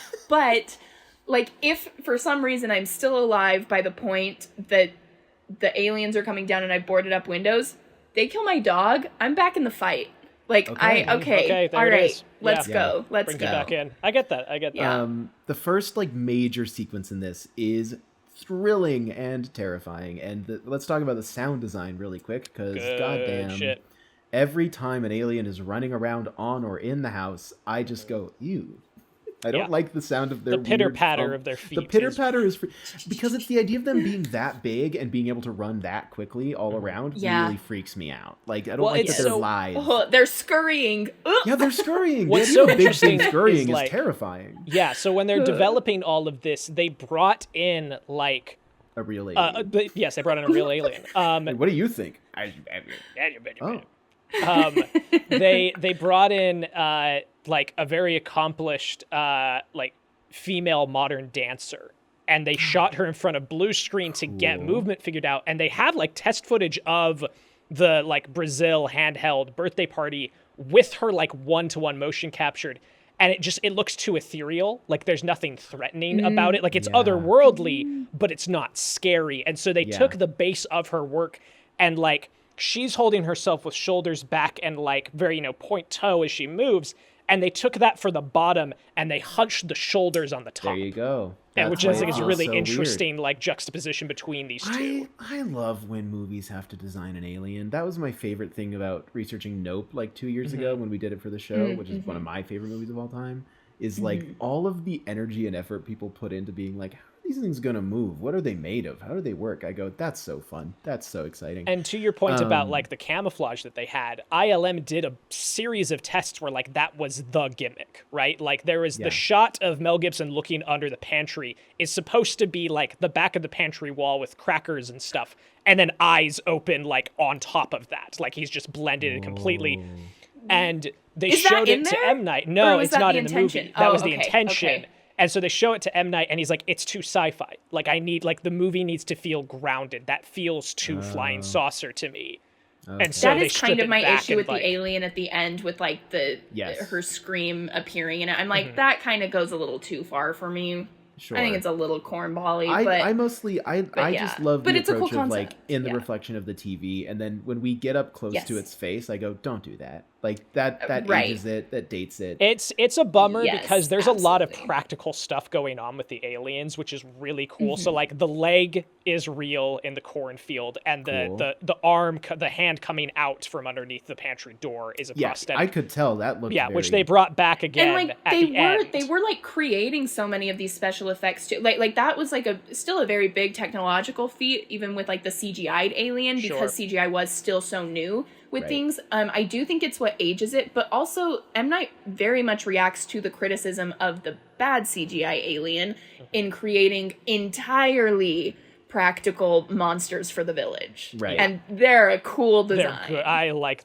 that's like my quick aside about the village. Like surely the biggest gut punch to me about that is just that double down, like reversal, and landing on they're not real. I'm like, but I want them to be real. Why do you keep doing this? They are real. They talk about that. The fake aliens or the fake monsters are based on the real monsters from the myths of the woods. But we never see the real monsters. I want to see the real monsters. That's all. Anyway, but if you walk into the woods, you know they're there. That cartoon. You know they're there. Cartoon. Hey, you're right. You don't whistle in the woods. Real monsters.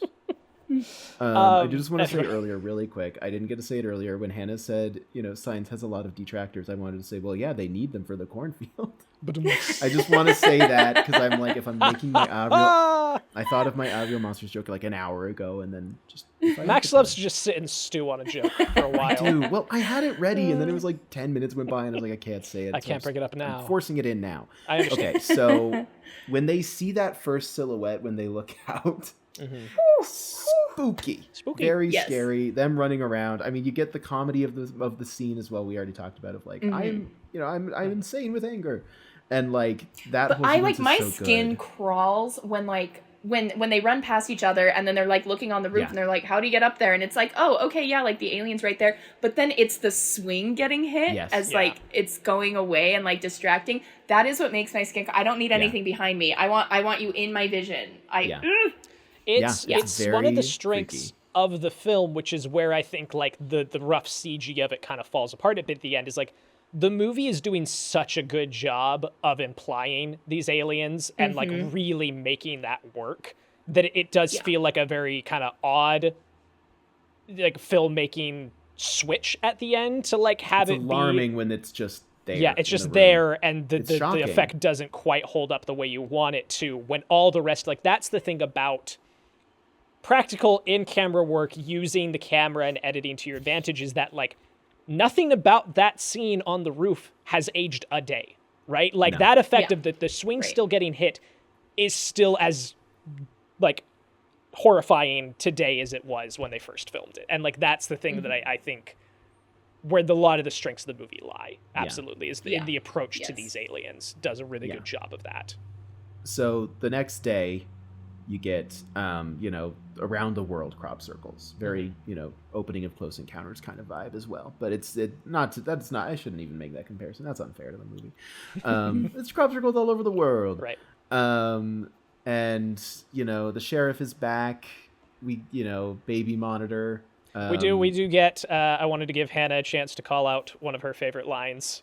Yeah. Yes. Go for it. Let me pull it up. It's so good. It does make me laugh every time. Okay, let's see. They're sitting down and they're talking. Where he goes, okay, excluding the possibility that a female Scandinavian Olympian was running around outside our house last night, what else is a possibility? And she's just like, don't be sarcastic with me. She's like, I don't appreciate sarcasm. They go on the conversation. He comes back and says, I want to apologize. That wasn't fair of me. I was out of line. I was out of line. Well, but also what's so funny to me about that scene is she's like, it's why he asks that question, because she's like, there are women in the Olympics who can do that, and she keeps bringing this up, and it's not until she said a lot of that Mel Gibson's like, what are you talking about? And she's like, oh yeah, yesterday there was this woman, like she had someone in mind. And what's interesting, but like, just the idea that she continues to just be like, well, it's an Olympian. It's like, no, someone needed to address, and then when Joaquin says it's so good. It's a really funny scene, and also it does something interesting where like, if you have watched Shyamalan movies before this and you're coming to it for the first time, you're so tuned in to every single one of these things that like, I remember watching this and I was like, okay, so that woman who threw a fit at the drugstore is going to be important. Like, she's going to come back. Like, whatever this was is important. And it doesn't. Like, it doesn't. Like, the furthest you could maybe extend it to is, like, the same way that the dogs were getting upset by the presence of the aliens, but, like, nothing concrete is added to this, right? Which I just find interesting. But it is, like it is the conspiracy brain of, like, all of these normal people, right? Where they're trying to make sense. Something is wrong. Something is weird. And people are looking for explanations. They're looking for signs. They're looking for the coincidences of what is happening so that they can understand it. And it is like, do we just have weird visitors happening? Like, what is going on in our town? Yeah, which totally in some ways makes it feel so much like a 21st century movie. Like, that's what I love about like Everything Everywhere All at Once, is very specifically about the sensation of being alive in the 21st century, when it's just like, oh, it's just noise all the time, and how do you live? This movie feels very 21st century in the sense that it's like, we don't really know what's going on, and we can look at our TVs and we can hear about what's going on, but like, especially, it's only aged better as we've gotten further into this bullshit century of lies. Yeah. That it's like, can we believe anything? What's going on? Like, the ambiguity of this is really well set up. Like, for the first half of the movie, it's like, are there aliens? Like, what is this, you know? And like, you can't just immediately believe, like, that is crazy. If you wake up and there are just these really elaborate crop circles and you instantly go, aliens are coming, you're the crazy one. Morgan said, I think God did it, and I go, what's God trying to tell you through a crop circle? Maybe something important, I don't know. He's telling you to swing away. God's like, get the message. Listen to me. So they find, she says, oh, you can use an old baby monitor. They find the baby monitor. They take it into town. They see Ray while they're in town. We get what we talked about of like, there's the drugstore where that girl at the drugstore is like, Reverend, I need you to help me. Yep. It's a real Josh O'Connor wake up. Really fantastic actress all the time, by the way, whenever she pops up in anything. New Girl, Severance, all of it. She's so good. And it's wow, she was an early M. Night. She's good. Yeah, she's good. I'll give her flowers, So he has that interaction. Joaquin Phoenix gets kind of accosted by this military man who's really intense. And this is probably my least favorite scene in the movie. Like, this scene is everything I don't like about Shyamalan. Is just, I'm like, why are we having 3 separate expositional conversations? Why is this rando here being like, actually has the strikeout record too? Okay. So once Lionel shows up, I'm like, I didn't need to see Lionel. I didn't need to do any of I this. didn't need Lionel to be like, so here's what this guy's history is. But I just like the weird vibe so much. I don't even think I was really paying attention to what the military guy was saying. I was just He's only been in like 6 movies. I looked him up. I was like, who is this guy? And just enjoying his performance. Yeah, then they see Ray when they're at the ice cream place or whatever. And what's funny to me about that scene is that like, if you are like, they don't say who it is. Like you can. So so what cracks me up is initially, because it's M. Night Shyamalan, the way they go, is that him? And they go, yeah, it is. You're kind of like, do you guys know? Like, what has Mel Gibson been telling these children? Right, I'm like, is this a family of racists? I go, they know that he's M. Night It's like, Shyamalan. that wasn't in the movie. That's just Mel Gibson I finding a person of color and being truly, cold. Like, it's just like, it's such kind of a weird, like, you can read it in so many different ways because they don't spell it out. It's one of like the few scenes in the movie that isn't like that direct with you. I mean, it is in its own way, but it's not like that's the guy who killed your mom. It's just kind of like, is that him? Yeah, it is. And you're just kind of like, yeah. So what did he? That's Mr. So quick aside. How do we feel about M. Night putting himself in his movies? I'm fine with it. I actually think so here's the thing. He is Philadelphia's premier and only filmmaker.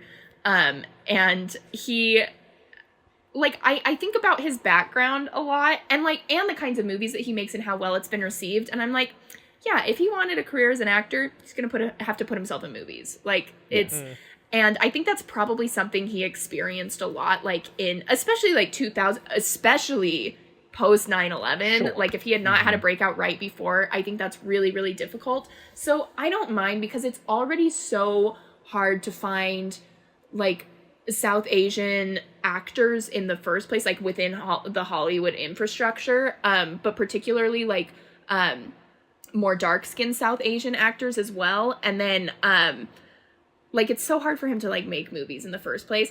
I think he's not bad either. Like, I don't think I think he's very serviceable. I wouldn't say he's like an incredible actor by any means, but I'm like, I actually also kind of like some of the stuff he does in Lady in the Water, where he makes himself like the third lead of his movie. But yeah, like, I think he has some good moments here.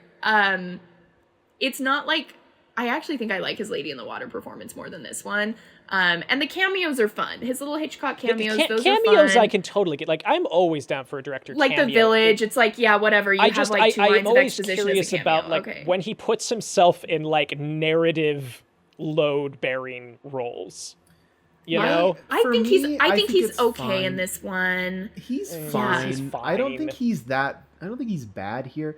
The thing that makes it okay, like bearable to me, like, he can do whatever he wants. He can have fun. Sure. I want him to have a good time. He can, if he wants to be an actor in his own movie, fine. Yeah, go crazy. My main thing is like, it doesn't feel like he's doing it with ego, which I think some people project onto it, of like, well, he's got the writer, director, producer credit and he's appearing in the movie. He's clearly like full of himself. And I go, I don't get that vibe, especially like knowing him, like, from what I've heard about him as a guy, that doesn't seem to be the reason. It's not like he thinks he's the king of the universe. Sure. So that makes me feel better about it. If it was like, if James Cameron was appearing in his own movies, like, I would Bradley maybe be Cooper. like, that rubs me the wrong, or like Bradley Cooper. Bradley Cooper wanted to be in his own movie. Let me tell you, I liked him significantly more in Is This Thing On? Than in some of his movies where he has taken on a more substantial role. I think he does better when he can focus on the directing and come in for a smaller role. And I think that's the same with M. Night, is I'm like, you know what? I think, like, as somebody who started out on the performing side and like has moved to really enjoying the like behind the camera work, I think the reverse can also be true for a lot of people, where it's, and if you're M. Night, it's like, well, who's gonna give you an opportunity to just try out some of your acting things if you're like, well, I think I can do this. Like, I think I can. So let me do it. Let me take a crack at it. Sure. Why not? Sure. Yeah.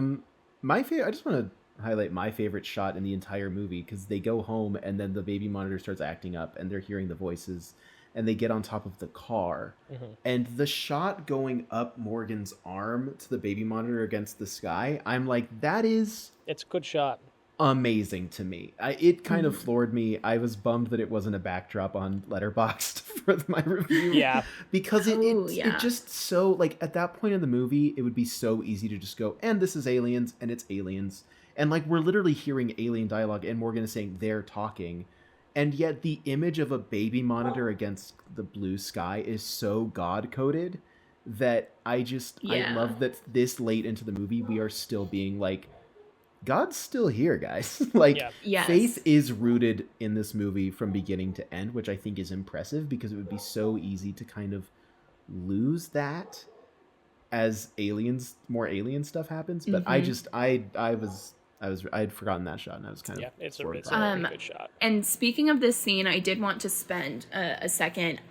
This was such a funny line to me when I heard it this time, where Meryl goes, "This crop stuff is about a bunch of nerds who never had a girlfriend in their lives. They're like 30 and they work up little codes together and they analyze Greek mythology and make up secret societies where other guys who never had girlfriends before can join in. It's a scam. Nerds were doing it 25 years ago. New nerds are doing it again." And I think that's interesting because it's been 25 years since the nerds of this movie were doing it. And I like the nerd culture of it is really funny. Particularly like being close to that 30-year-old mark with little codes and analyzing Greek mythology and M. Night Shyamalan movies and things like that. But I thought that was really funny.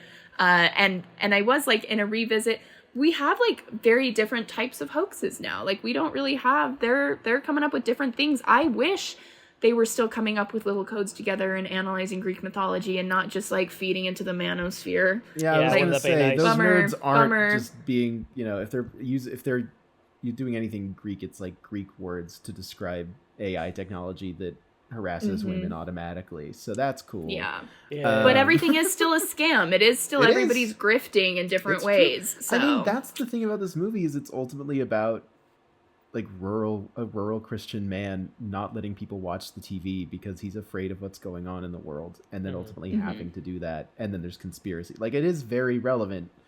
It feels relevant in a lot of ways. That night, he investigates Isabel's dog, like Isabel's barking, goes into the corn to investigate. This is where we get another really spooky sequence. I love that wide of him standing in the crop circle and the flashlight going around the circle. Like, I really couldn't remember if or when we saw an alien. Yeah. Because it had been so long for me, and then we get the leg.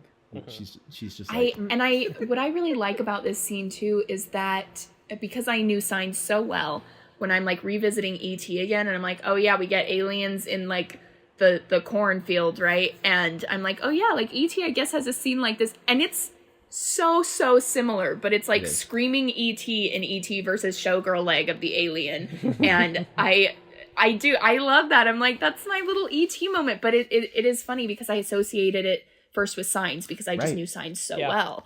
So yeah. But I love that. I love that little nod to it. Absolutely. He runs back into the house, tells them they can turn on the TV, and lights over Mexico City. Yeah. Love that. I love that it's like so close to just being the Phoenix Lights, but it's like, no, it's a little different. But And then Graham and Meryl have their conversation about faith, which feels like a very important conversation here. This is where Graham fully reveals, like, I don't believe in God after what happened. And he talks about, like, the synapses in her brain. Like, it's interesting how rooted in science his faith crisis was, of, like, everything she said made... Like, you get the sense that he tried to find meaning in what she said. Yeah. And ultimately came to the conclusion that, no, it doesn't mean anything because she died for no reason and all this stuff. So I think this is such an interesting conversation with them because like obviously this is the crux of the film, right? It's there's two groups of people, but I think he's so narrow about it as well. Like I think the way that he contextualized it is just incorrect, where he goes, like group number one sees it as more than luck, it's more than coincidence, they see it's a sign, evidence that somebody is like looking out for them, watching over them. And group number 2 sees it as pure luck. They're looking at those lights right now, and they see it as a 50% chance. Could be good, could be bad. They don't know, but they just know like they're on their own.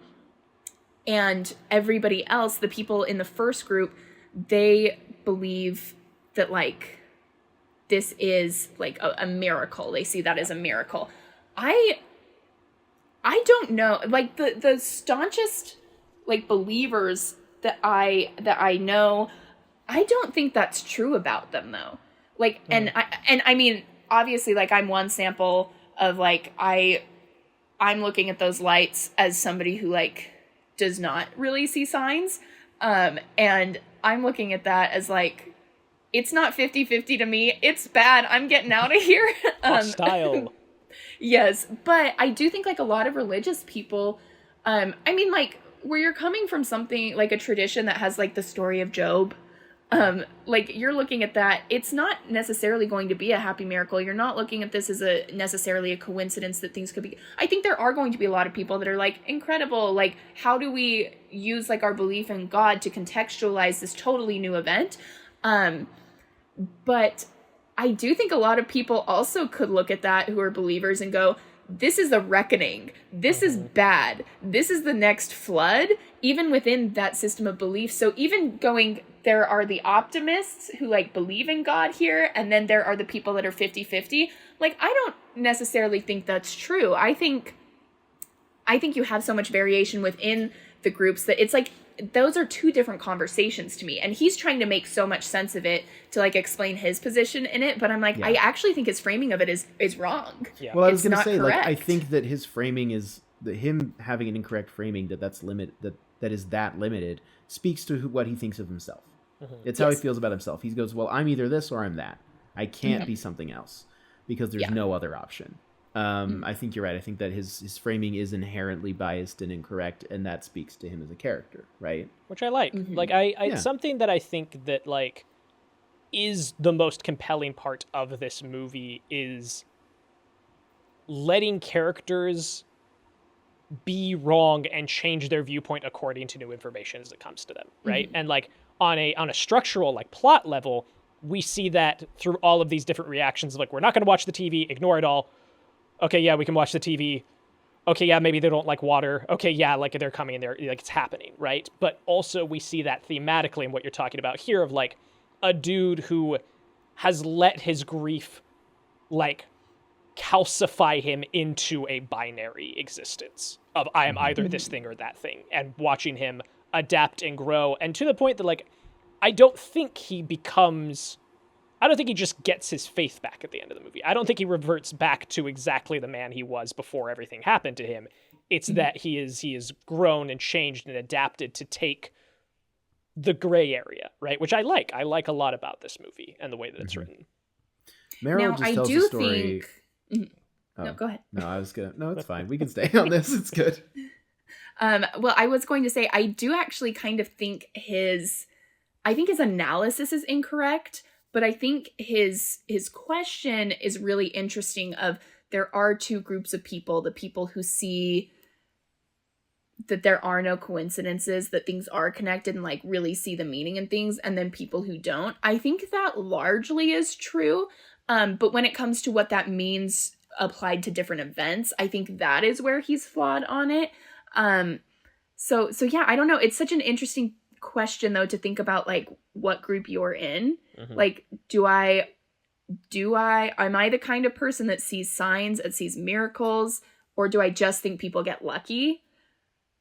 I don't know. But it's interesting. It's also interesting to me. He speaking about, for me, like I'm like, yeah, his framework is wrong. He literally asks the question and then doesn't answer it himself.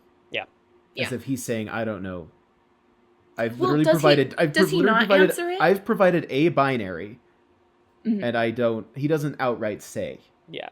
I thought he does after Meryl talks about the party, the girl that was going to throw up in his mouth. And then he's like, he says, which one are you? He said, are you comforted? He said, yes. He said, well, then what does it matter? And then he goes on a quick little tear where he doesn't like fully identify in one camp, but he does lay it out. He's like, I don't believe in miracles. I don't. Yes. Yeah. Like, yeah.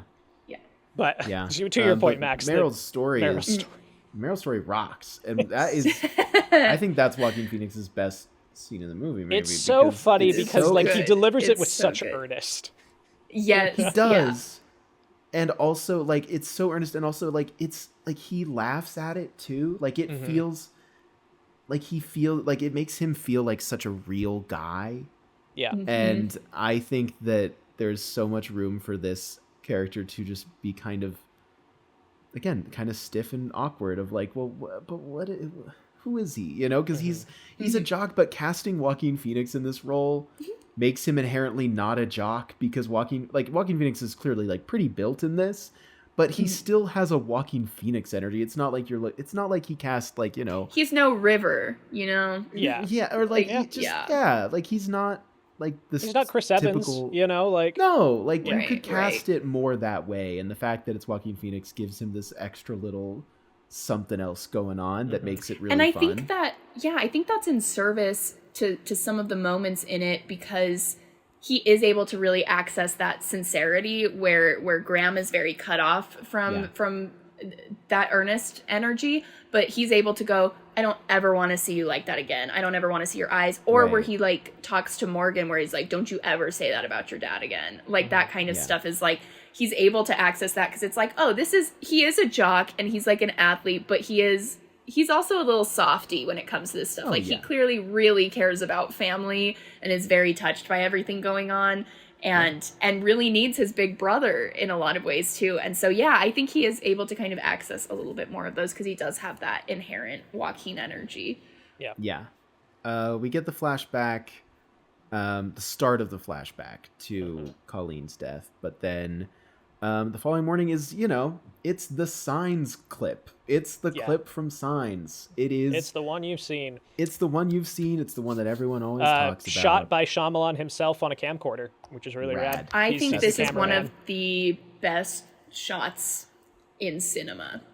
I think people have tried to recreate Bigfoot footage so many times unsuccessfully, and to pull it off and like have it become as iconic as it is, plus like the found footage quality of it is incredible because it is so annoying the way that anybody pulling out a camera at like a crowded event, it's like, get out of the way, this is so frustrating, I just want the clearness of it. The vominos of it in frustration, I love the vominos. is so funny. Move, children. Because it's like, oh my gosh, there's just these kids here, and it's like, it feels like such a real video because of that, and not just like placed there. And so I think he just such an inherent quality where I'm like, this guy's gonna make a good found footage movie as somebody who hates found footage, sprinkled in perfectly here. Yeah, it does such a great job with that. And it's something that like, I look at this scene and I look at how many times people have tried to ape it over the years in every different genre, in every different regard. And like, one of the small things people keep getting wrong is that people try to pass off Alexa footage as iPhone footage or camcorder footage. Like, use the thing. Like, the reason this works, you watch the behind the scenes, it's a Sony, something you could get at Walmart at the time, you know? Like, he's connected to a power bank. There's a guy running behind him with, like, a cable so he can stay plugged in. But that's it. Like, he shot it on the thing that narratively it should have been shot on. And so many modern productions are so tied to image fidelity that they won't do it. That they're like, here's this footage somebody took on their phone. It's like, okay, cool, you turned your Alexa sideways, congratulations. Like, that, I don't buy that for a second. Also, it's not at the first window. They have it's to not. run to the I next love window. that it moves. Like, they go to the next and window then there's to more see people it. in the way, There's more and it's people more in the way, frustrating. and like, it doesn't step out immediately. It's perfectly constructed. It is a perfectly constructed little shot of horror in here. That, I mean, Joaquin Phoenix plays the reaction to it so well, of like hand to the mouth, jumping back, coming back to the screen when they which is how replay it everyone and felt freeze frame seeing it the first time Absolutely. too. It is the first time we like really see full Alien, and this is the first thing I remember ever hearing about Signs. I think before I'd ever seen it, there were kids at school. Yeah, where, like, have you I've ever heard seen about this Signs? scene a lot. There's this moment where this alien comes out at a birthday party and it's like behind a fence, and like it's the just the way they describe it, I'm like, that sounds really scary, and it lives up to it. Like, it is. It's a perfect moment in a movie. Absolutely. Yeah. Oh man.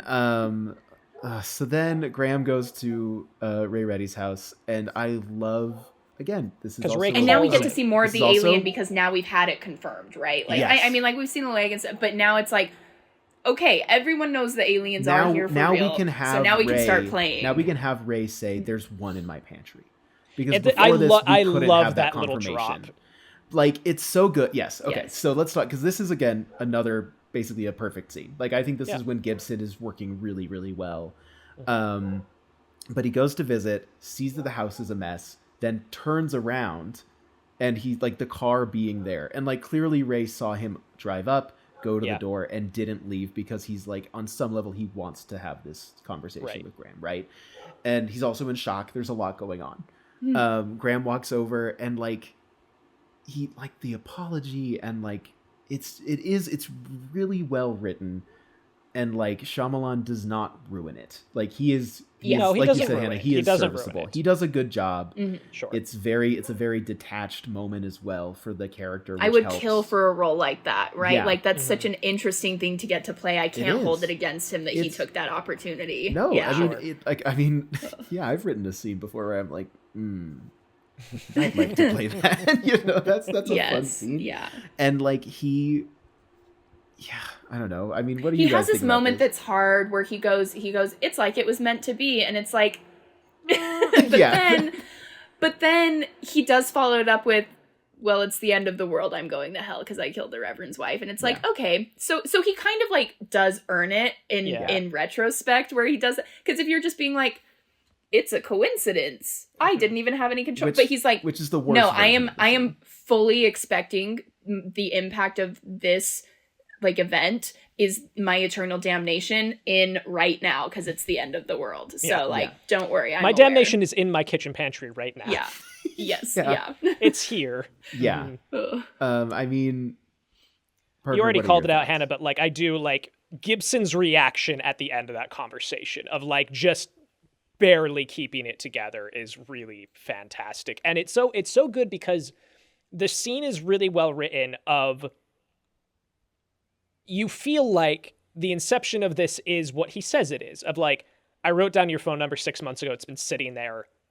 Yeah. I called. I don't know why. The world is ending. And so like, you think that's the inception of this conversation, and it does such a good job, and it reaches the end. He finally, like, the whole time you're like, are you actually going to say you're sorry? Are you? And he keeps circling around it. He keeps missing it. And then he finally lands on, I'm so sorry for what I did to you and yours. And like, that's the little moment. And you think that's the end of the scene. Like, that would be the end of the scene. He drives away and says, hey, don't go into my pantry. One of them's in there. And like, it's such a good, like, hey, remember we're in an alien movie? Like, hey, remember that I that's what trapped this movie's one about? in the pantry. Yeah. Yeah. It's such a good little And mic driving drop. away. It is. It's really I good. I, love mean, it. it's like we talked about. Like the indie drama version of this movie is, and I'm sorry, and then going away. But it's like, we're not in an indie drama. There's an alien. Yeah, in the there's an pantry. alien, actually. Yeah.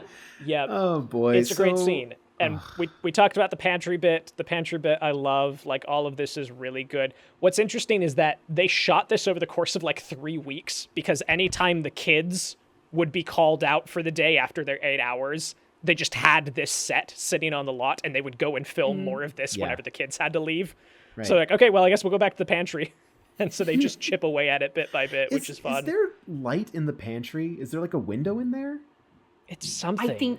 Yeah, because it is lit. Like the implication of what that pantry is on the inside, I'm like so fascinated by, because I'm like, what is it in there? Like, why is there a window? What is it doing? It's just walking around. Like, they can't do doors? Yeah. They I can, do. I really like that line later on where he's like, why do you think the boards will do any good? Because they seem to have a real hard time with pantry doors. Yeah, it's such a good line. I love that. He does cut its fingers off. He cuts the like, fingers off. Yes. Which you know. I think, again, it's like, it happens so quick that your brain doesn't catch on it too much, but it is one of those prime examples of like, if you put a side by side of like the benefits of practical versus not, is the hand looks so good in that first shot, and then they cut to the CGI fingers getting cut off, and you're like, yeah, okay. Yeah. Ugh. So So yeah, Hannah. Yeah, go ahead. No, Oh, they go back. Yeah, they go back. And Goes everyone's in home. tinfoil hats. Yes. It's That such a- that shot is so good. that's the Signs moment. Yeah. Yeah, he goes home. They're all in the hats. He proposes the two options: go to the lake or stay home. Family vote. You know, I like him. It's very dad when he's like, "My vote counts as 2." My vote's 2. Yeah. Which, the fair, family, you guys are tied. What else are you gonna do? Yeah. family decides to stay home. They board up all the doors and windows. And the news, more lights. The dinner scene is The lead up incredible. into this. So the dinner scene I think is the best scene in the movie. Like genuinely, I think I love it so much. And the lead the up heart of the again movie. is so fascinating because Shyamalan oscillates in his writing between the characters telling you exactly what they mean and exactly what the exposition and exactly how it fits in, and then not saying anything. And like, I love the lead into this of what do we have for dinner? And he's like, oh, well, let's just heat up some lasagna or whatever. He says, well, there's stuff for sandwiches. And she goes, I want spaghetti. And he's like, no. He's like, nope. Spaghetti sounds great. And he goes through and he asks each person what they want. And like, by the second sentence, he doesn't have to say out loud, this is probably the last meal we're going to eat. Like, this is probably our last supper, period. Yeah. He doesn't have to say that. But like, so much of like, the weight in the performances and the writing and like the pacing out of each of those food options and his little giggle to himself, he's like, extra bacon, you know, like he's just it's really, really good. And I think it's M. Night at all of his strengths of going into that, this beautiful wide shot of them framed within the doorway. Yeah, Like it's it's very amazing. it looks like the Last Supper in so many ways in the way it's staged. And I think that for all of the guff I've given him for the rest of the episode, like, this is the scene I think Gibson lands it for me. Like, genuinely, I think him desperately trying to hold it together and, like, the last way sense he of normalcy. hits, I will not waste one more minute of my life on prayer. Like, he sells it. Like, genuinely, he really does. And I can't deny that. Yeah. Mashed Also, potatoes and that French does toast go looks back good. to Yeah, it does. that's such a Hannah meal to just throw on mashed potatoes to whatever else you're doing. Like, I spent so much time in restaurants as a kid being like, I would like the chicken Alfredo, but instead of whatever side, can I get mashed potatoes? And they'd always be like, no, that's not an option. But for years I tried. Going back, because with the I won't waste one more moment of my life on prayer, is in response to Morgan saying, like, Bo had a bad feeling, though, right? She like, kind of clairvoyant. She talks about these dreams that she has, and people take them very seriously, and then she's like, this was the dream. Yeah. Very interesting little thing to throw into this small, scary child. So that's just a very interesting moment. It's just kind of it's so interesting of, like, you know, the whole movie is him being like, and God's not, you know, it's not literally him saying God's not real, obviously. It's better than that. But, like, he is, and a lot of these signs are aliens, but he is surrounded by signs and coincidences the entire time. The one that goes unexplained that is not caused by aliens, from what we know, is Bo having these dreams and visions, right? And then it's like his wife in her final moments clearly had some sort of moment as well. So, like, God exists in this movie, or at least some form of, like, like spiritualism, clairvoyancy, like something is afoot that is, like, not super direct. And I think that also really helps the movie, because, like, I told my dad when we watched it, I was like, this is kind of the arc of a God's Not Dead movie. Kind of, except that this movie isn't propaganda, and therefore it is allowed to be like, we aren't just going to be like, and he went back to church because he realized that God's real and God told his wife to say that. It's not that. It is. Well, and I think it could still be, like, I think you can enjoy the movie even if you don't really buy into it. Right. Like, I think that is kind of the delineating line between a lot of people, is like, yeah, do you buy into this, like, all of the coincidences, right? But I mean, like, yeah, it could still be like, you know what, the world's ending, kids are intuitive and pick up on this and don't really have words for it, and she's having nightmares, right? About, like, Morgan's asthma. Why wouldn't she? She's like seen attacks before, and you do have the synapses firing at the end of your life. So it could totally be things, and we are the ones that create the connection out of it and the meaning. And I think that is also very powerful.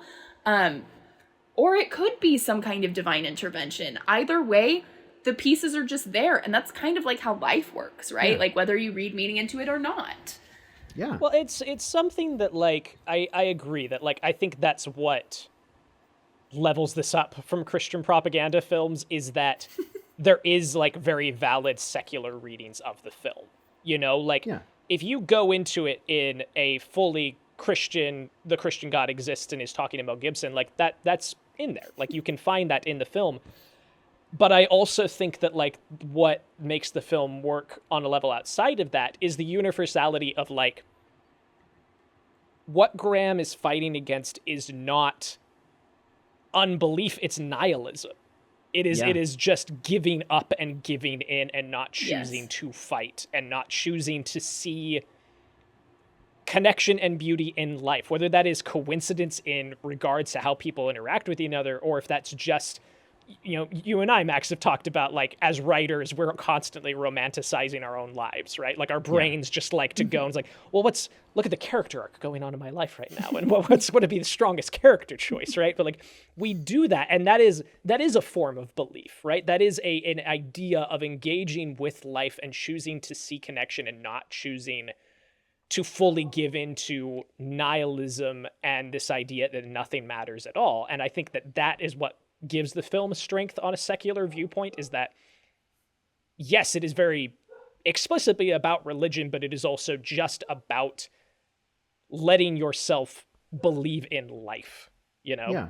Which I like. Yes. Yeah, I mean, so they have dinner, they kill the dog. They board up the left windows. I'm back in the fight. We're Hannah's getting back. these aliens. I'm bummed taking that, like, the noose off. Like, all right. It seems a little unclear to me whether or not they were able to eat all that food, and I was a little bummed. Like, I was just kind of like, it's a bit of a bummer. The sounds aliens tasty. came back too It's soon. fine. It's Yeah, the they came back same, too you know. Maybe it's just a Culkin thing, because I feel the same way in Home Alone when he doesn't get to finish that gorgeous mac and cheese because they show up too early, and I'm like, no. These damn Culkins, they'll never finish good food. I know. In the movies. Okay, so Isabel is killed. We hear that. They're climbing on the roof.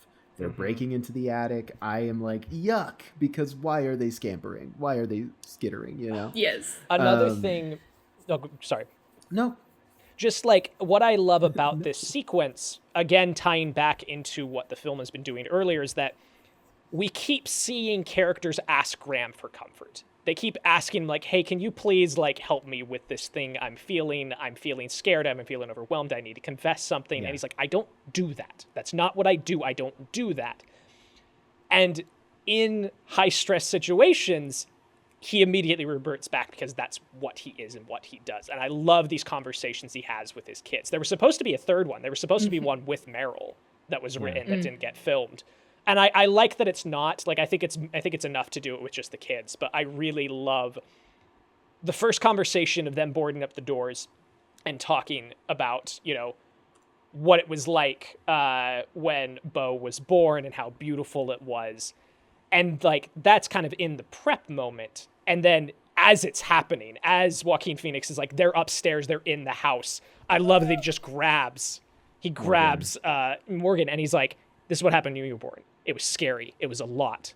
But, like... Which is really good, too, because during the dinner, that's what Morgan is so frustrated by, is Graham has disconnected himself from his identity as a faith leader and used that to prevent that comfort. And so these kids, like, he's not accessing that comforting role. And so these kids are feeling neglected emotionally in the sense where they're like, we are stressed. Well, he's refusing to be a father in both sense. Yes. He will not be father because it's to all anyone. wrapped up in that identity. Which is why I like the line, Parker, that rubbed you the wrong way, where he says, do not call me father. Why? I cannot hear my children. See, and I get that. It just, I don't feel like the movie has earned it at that point. It's too early for me, for them to be that on the nose. It did flag for me, and then I immediately went, no, I'm choosing to really like it.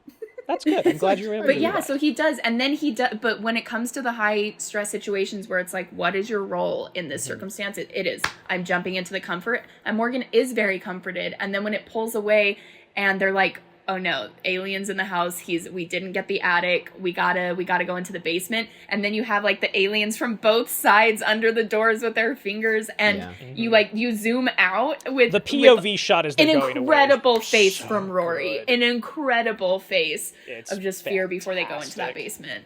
Yeah. Basement stuff is all really, really good. It's like, it's something that I have to like. It's what we do, right? When we watch movies of the light goes out with the axe, which is like, oh God, no, and then the realization, oh, they it's a distraction. They're looking for another way in, and they're looking around, and Where they pan out. yes, to like the your brain, flashlights. your logical brain looks at this and says, now why is Morgan standing right there? He was over there. Why is he over here now? It's like, he's over there so you get the super cool, scary shot. Yes. Just move on. Like, he's there because it gets us the shot, guys. Yeah. You have to, like, live and let live. We have to go there. And that does catalyze his asthmatic reaction Right. as well. Exactly. So, like, It important. has no, reason to be there. He's got to be over there. The only part of Right. that catches for me is that the way that Morgan says, what, is really funny. Like, It it is is funny. just It very is funny. And it genuinely is funny. very, and then it makes the hand a lot scarier. Yeah. But man, it's just like the panning flashlight to him, and he's just standing. He's like, "What?" Like What? it's funny. So good. It is funny. It is So good. genuinely funny. So There are a couple of things from this scene I thought were really interesting. When he's freaking out that they don't have their tinfoil hats, right? And he's like, they're going to know our secret thoughts. I did think that's actually fascinating in conversation with Christians, where it's like, are you not just thinking of like the book of Revelations the whole time that you're being alien invaded? Would that not frighten some aliens off if they're like, what's in your brain? What the is hell? that? That's so Like, funny. But I don't need a also- fiery lake. but also like that anxiety about they're going to read our secret thoughts. Is that not also what people get anxious about with God? Like, isn't that like Yeah. the whole idea? Yeah, that that's you need true. to have pure and Yes. clean thoughts? Mm-hmm. It's kind of Well, and that was interesting. the other thing on like kind of a more secular level is where he goes, the book thinks they're excellent problem solvers. Like they'll find another way in. And I'm like, is that not humanity's evolutionary trait that sets us apart? Is that with our intelligence, we are excellent problem solvers. And like they are, this family is the most equipped to ever complete an escape room. Like they are very competent when it comes to like pivoting and figuring things out and whatever. But it is, I thought about that where it's like, oh no, this species is so good at problem solving. And it's like, well, bitch, me too. Like, hang on, that's our thing. But that's why it's a threat. Let's pit it against. Yes, They're like us. yes. And so I think that's really interesting that I think we kind of underestimate the advantages and the traits that we have in this kind of situation. It is like when you're up against a grizzly bear, it's like, I don't have big claws and teeth, but it's like, but this is why we survived like the other, like, ancestral ties that we have to other species is like we were able to evolve to be smart, and that's huge. That's so big, especially against like firepower and like brawn is like that is our thing. So like embrace it and like let's kill these aliens. They killed my dog. Because you brought it up, I do want to mention the book that Morgan has. The scene where they look and they see a house that looks like theirs with 3 bodies outside burned is such an eerie use of the coincidence thing. Like the coincidence motif in the movie, like using that is so interesting because obviously that book is not like, whoa, it's about us, it's like, no, that is And a coincidence I've looked, that is used to make them feel I weird. have tried to find that book, and not that book specifically, just an alien book that's like, here are the popular theories. I need everyone to know that doesn't exist. Every book is like, here are kind of the leading thoughts on what alien life would be like, and it's all Jews. It's all like everything so immediately veers to anti-Semitic conspiracy theories. Cool. I would love an alien book like that that's like, here's just what people think about aliens. Unfortunately, 100% Bummer. of them are anti-Semitic conspirasi bummer. trash. And they all have so forwards in by case Mel anyone Gibson, was which is hopeful. crazy. Yeah. That was a huge bummer. Like I was really hoping that there would just be a book out there that's like, yeah, here's just some of the things that like alien theorists have considered. Yeah. I think that's fun. I'd love to learn about But their I do remember their getting books like that from pathways. the library when I was a kid. I remember having one that was like about ghosts because I loved ghosts too, and it was just kind of describing all these different ghost stories. And like it was really big, and it talked about aliens as well. Like it was just this big of like supernatural phenomenon that I got from the library that had pictures, and I remember like really loving that. And then I only had it that one time, and I never found it again, and I don't remember anything else about it. But it was great. I do think it's funny how Morgan is like, well, but the book says, and I'm like, that's just some guy. That's just some guy. Yeah. But also, it really is. But also, is that not scripture? Right, exactly. And that's, and like scripture, that right? conversation that they have plays out that way, where like Graham is like, look, this is some Joe Schmo. He's like, look, if you're not going to take it seriously, I'm not going to show it. She's like, fine, like I'll take it seriously. Right. You know, like it's scripture, right? Yeah. Which is interesting. Yeah. Okay, we got to wrap this up. I got a grocery pickup I got to do. Oh here in a no. minute. Okay. But we got time. We're good. He has his other faith crisis in the basement where, and I think this is also really interesting to his journey, like obviously, but in the sense that, like Parker was saying, it's not about disbelief or belief, it's about the nihilism, right? And so, and I think he is acting like it is a matter of belief or disbelief, and he has chosen disbelief.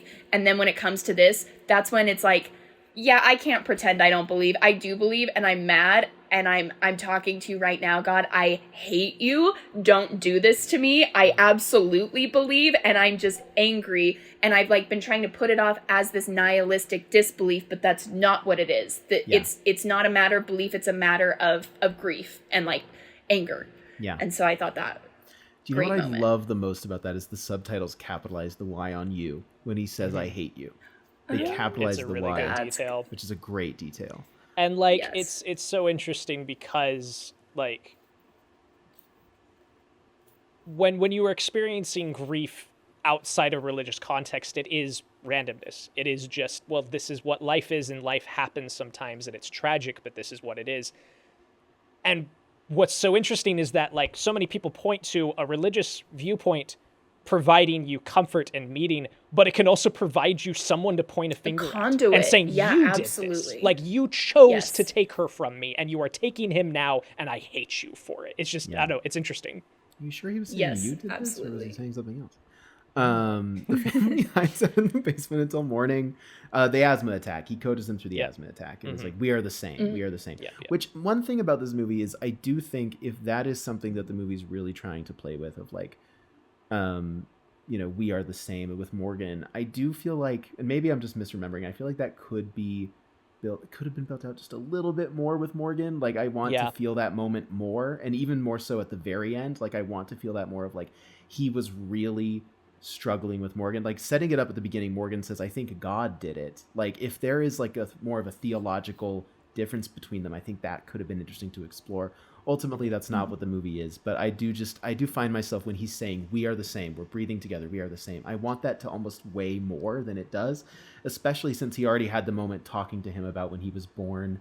Like, they've had this kind of reconciliation that I want that we are the same to just hit a little bit more. But I like the sentiment of it a lot. I agree. Yes. They do that. Alien shows up. Rules. They hear on the radio, specifically they hear on the radio that a method of fighting them has been developed, but we don't know what it is. Okay. Yes. So then they go upstairs to find medicine. Mm-hmm. There's no signal from the walkie-talkie. And Parker, what's this thing you've been alluding to all episode? Okay. Yeah, go ahead.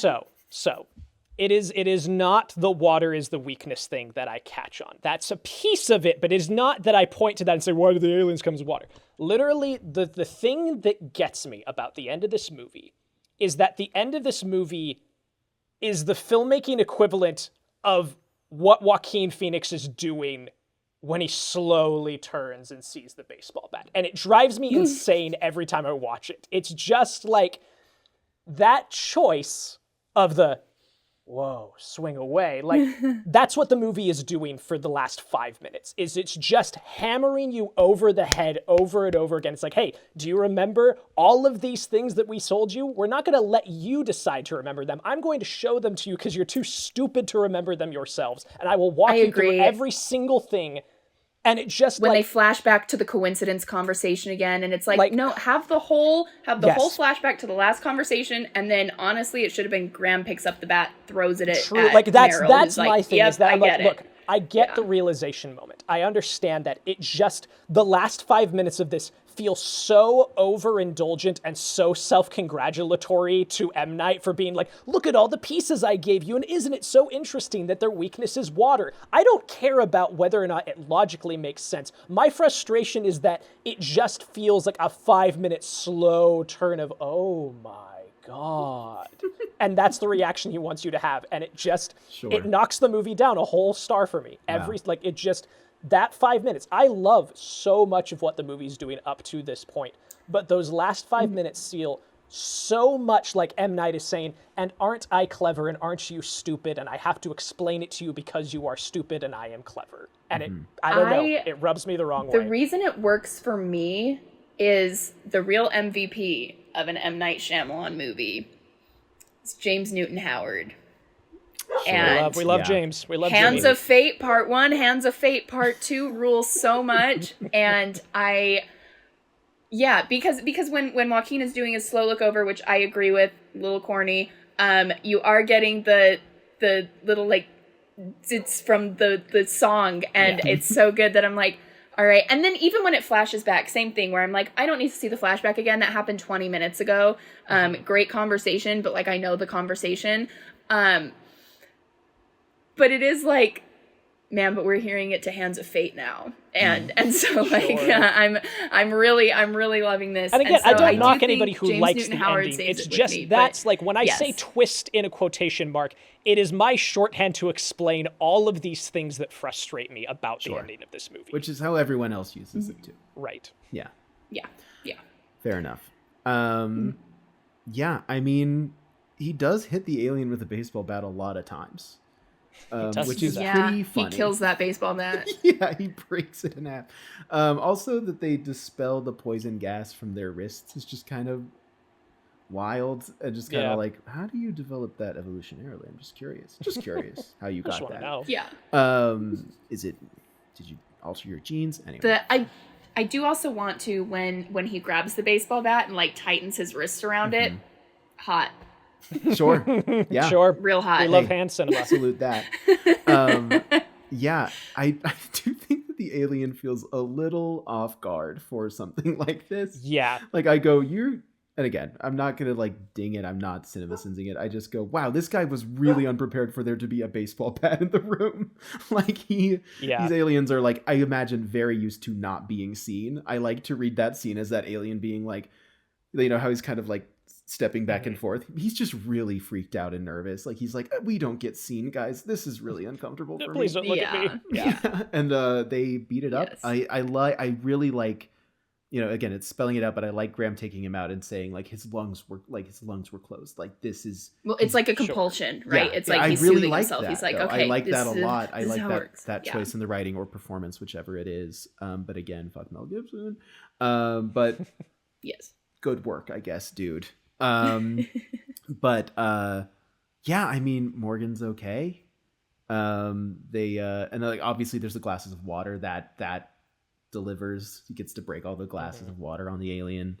It's very the water from above at the very last glass. Yeah, beautiful. It's very it feels very Wizard of Oz in the sense that they built this house to be in kind of a Kansas-y looking Philadelphia or Pennsylvania, and then you know, a green person melts because of water. You know, but what we didn't know is that alien actually went to college with Lionel Pritchard and the Wolfington we brothers. didn't know that brothers. alien is actually trying to dismantle fascism. We didn't know that. That alien actually, it's right. just, and that's going to be a Broadway show. Realizing, Colleen's words meant something. What's the last line he says as we go up to the sky before we? I think he says, "Did somebody save me?" He says, "I think someone did." I think someone did.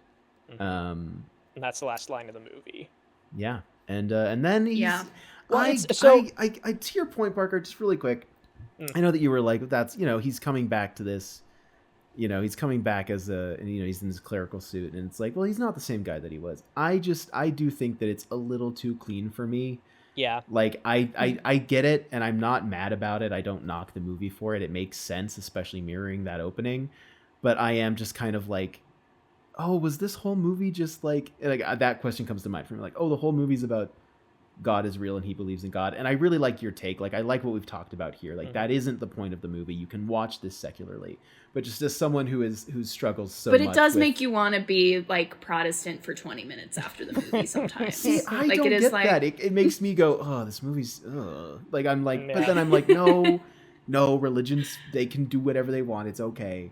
But I really appreciate the conversation that we had about it, because I am like, you can watch this like, secularly. and it's not so really interesting like that that's where we land, because I think the stronger image is at the start of the shot, and Shyamalan talks about it in the documentary, that the movie opens, the very first shot of the movie is looking at the backyard through the warped glass of that window. Right. And then the final shot of the movie is that same shot through that same window, looking at them in the backyard, and the glass is shattered. Like, this vision of America is broken, but it's still beautiful, is what Shyamalan says. Wow. And I think that should have been but then the camera pans, it moves, and we change seasons. And I think it should have just stayed on the window, because it's a really powerful bookend of these two ideas. Sure. So I agree with you, Max. But all in all, good movie. Good movie. Like, genuinely, good movie. Great movie. Hannah, do you have anything else you want to speak on science before we get to criteria? Let's see. I don't think so. Yeah, I don't think so. Okay. We've covered it all. Yeah, I think so. Okay. Okay, so our first piece of criteria, Hannah, if you're unfamiliar, is historical and technical relevance. This is the thing that this point often goes to Kane, just because it is the Citizen Kane of Citizen Kane. It's the Citizen Kane of movies. But I mean, as far as, I feel like this does have a pretty decent stamp on culture, generally speaking. Totally. I think it's huge on culture. Pretty big, it's managed to stay pretty prominent. Yeah. Like, I think this is what cemented M. Night as the cultural figure of M. Night Shyamalan. That's a great point. It is that, because like if something else followed Unbreakable, there was a chance that he could have just been kind of left to his own devices. But this movie does cement him as, this is M. Night Shyamalan.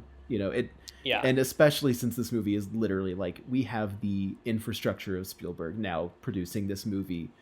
It's all but Amblin, basically, right? Yeah. Like, it's kind of wild. Yeah. This is a touchstone picture in that way. So it does do that. Parker, what are your thoughts?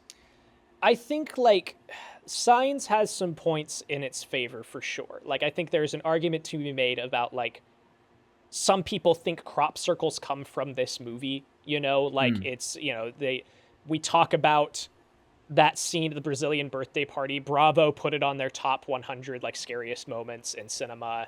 It has made an impact culturally, for sure. I think Kane has too high of a bar for it to clear. Like, sure. It isn't definitive enough within either film culture as a whole, or sci-fi or horror, to really land that particular spot, I think. But a strong argument to be made, I'd say. But personally, I would still give the point to Kane, I think. Okay. I think I'm okay with that, because we still have 2 points. Okay. How successful is the movie at what it's trying to do? How well is it doing what it's trying to do? I think it nails it. Yeah, I mean, it seems like M. Night really wanted to make an examination of a crisis of faith through the lens of an alien film, and I think he nails it. I also do think if it wasn't for M. Night's particular style of directing, I think the last scene is unwatchable in other hands. Yes. I think it is his deep earnestness and wearing everything on his sleeve, and because it is so personal, that it works to the extent it does, even if it falls flat for some people. But you give this to somebody else, I fear it does not work. There are so many worse versions of Signs. This is truly, and that maybe sounds like a backhanded compliment, but what I mean is, this is such a successful version of what it's doing, and it's so well shot, it's so well directed. Again, shout out to Shyamalan and Tak Fujimoto. Can you imagine Emerald Fennell doing Saltburn flashbacks in that last scene to show how everything was that's the so much example worse. of bad flashbacks, right? The Mission Impossible, the Final Reckoning levels of bad flashbacks. Right, exactly. Right? I think this movie absolutely, I'm willing to give the point to Signs on this one. Yeah, I think that's fair. I can get behind that. especially since our guest is here and she chose the movie and also literally laid out how Citizen Kane is not was not successful in the intended effect potentially. Sure. So I think today I'm feeling particularly I get behind that for this. And then final criteria. Yeah, how well do you connect with it? Yeah, I mean, a lot. Yeah, I like it. Love it. Yeah, I like this movie. Like it is a solid like for me. You know, like a very enthusiastic 4 stars that I think gets let down by some issues that I've got with it. Sure. as I've laid out, but like it's very watchable. It's very watchable. You'd put this on any old time. Yeah. And the meaning comes through, and like I do have such an appreciation for the sentimentality that Shyamalan aims for. Like I really do, especially as we continue into the age of cynicism. It is just kind of nice to be like, oh, yeah, not to have something that's completely irony poisoned. Yeah. Yeah. He's right behind me. Yeah. So they could have said that multiple times. So criteria says yes. Yeah. Taking a step back, do we think that Signs is better than Citizen Kane? Trying to look at it objectively. And no one's vote counts as 2, but and no one's vote counts as 2. Unfortunately, we do have 3. It is an odd number. For Hannah, yes. For me, no. I think Signs is better than Citizen Kane. We leave it to you, Parker. Max. I was gonna trap you into this. I would significantly I would much rather show Signs to someone and trust the response from Signs versus making somebody sit through Citizen Kane. I would much rather just turn on Signs for myself than a rewatch of Citizen Kane. I agree with you on all of that. If I was seeing one in theaters again, I'd love to see Signs. Totally. I'd love to hear that James Newton Howard score. I can agree with you on all of those fronts, and that's why the criteria exists. Is that like in our hearts, I think like we can look at that and be like, criteria says that we think it's better, and like if I am looking at it on a personal level, yes, I would much rather watch this than Signs. Like this is a much more entertaining movie, a much more connective movie. This movie gets me choked up a bit here and there. Taking a step back and looking at like the grand scheme of what the film is and how it fits into everything, I still feel pretty comfortable in my no. Yeah. Parker, why'd you do that to me? The thing that's hard is when a guest brings a movie that they love so much, I just want to go, yes. Right. Absolutely. Because we're so high on it. Like it's such a good energy. Like I love doing this. I love it when we have a guest on. I think like for me, I would say no. And yet, Parker, you and I have favorite movies that we've... True. That is true. Like, where I am at currently is that it is on either side of Kane. Yes. Like, if we put it on the list, it is in that orbit of either just barely better or just barely worse. You know?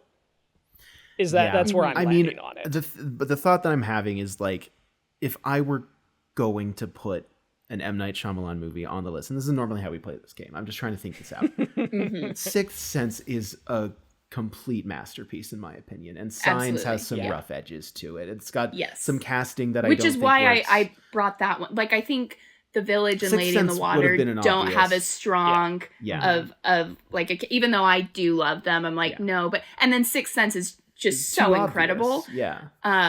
So Signs is fun because it is imperfect. It is of a movie, right? And so, like, I think we've gotten a great conversation out of it. I'm so glad you brought it. I'm thrilled about the conversation we've had. I think this is a great episode. I think I'm going to say no, but with a whole lot of love for this, because Hannah, I don't think I would have revisited this. That's okay. And and I'm thrilled that you brought it, and hearing you talk so passionately about it, that's why I really like the angle of this show being like any movie can be the greatest movie of all time.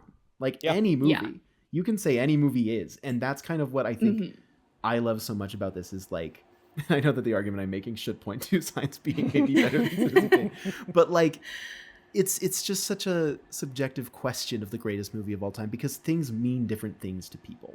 Yeah. And I think that that's what's so fun about this. And so for me, like, I think it's a no, but also it's like, this is a great damn film. Like, this is a great movie, and I'm thrilled.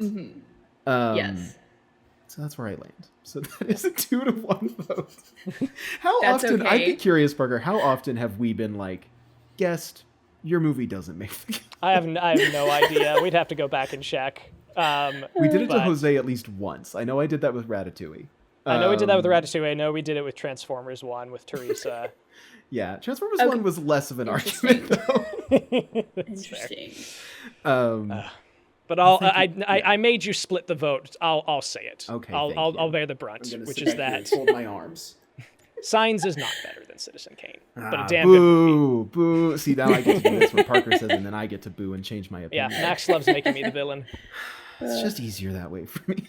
Parker. Thank you so much for being on, Hannah. Thank you It's so been much, wonderful Hannah. having you. Of course. This Thanks has for been having me. really, really fun. Would love to have you on again. Yeah. Max, what are we watching next time? We're watching Network. Yeah! I've never seen Network. Oh, I'm so I've excited. never heard of Network. Oh, you guys, you should watch Network. Yeah, you should watch Network. Okay. Hannah, come Max back has next to week. watch We'll talk Network. about it. You should watch Network. Well, thank you so much, Perfect. Hannah, and thank you everybody for listening. Yes, thank Thanks, you. folks. Okay. All right, take care. Bye.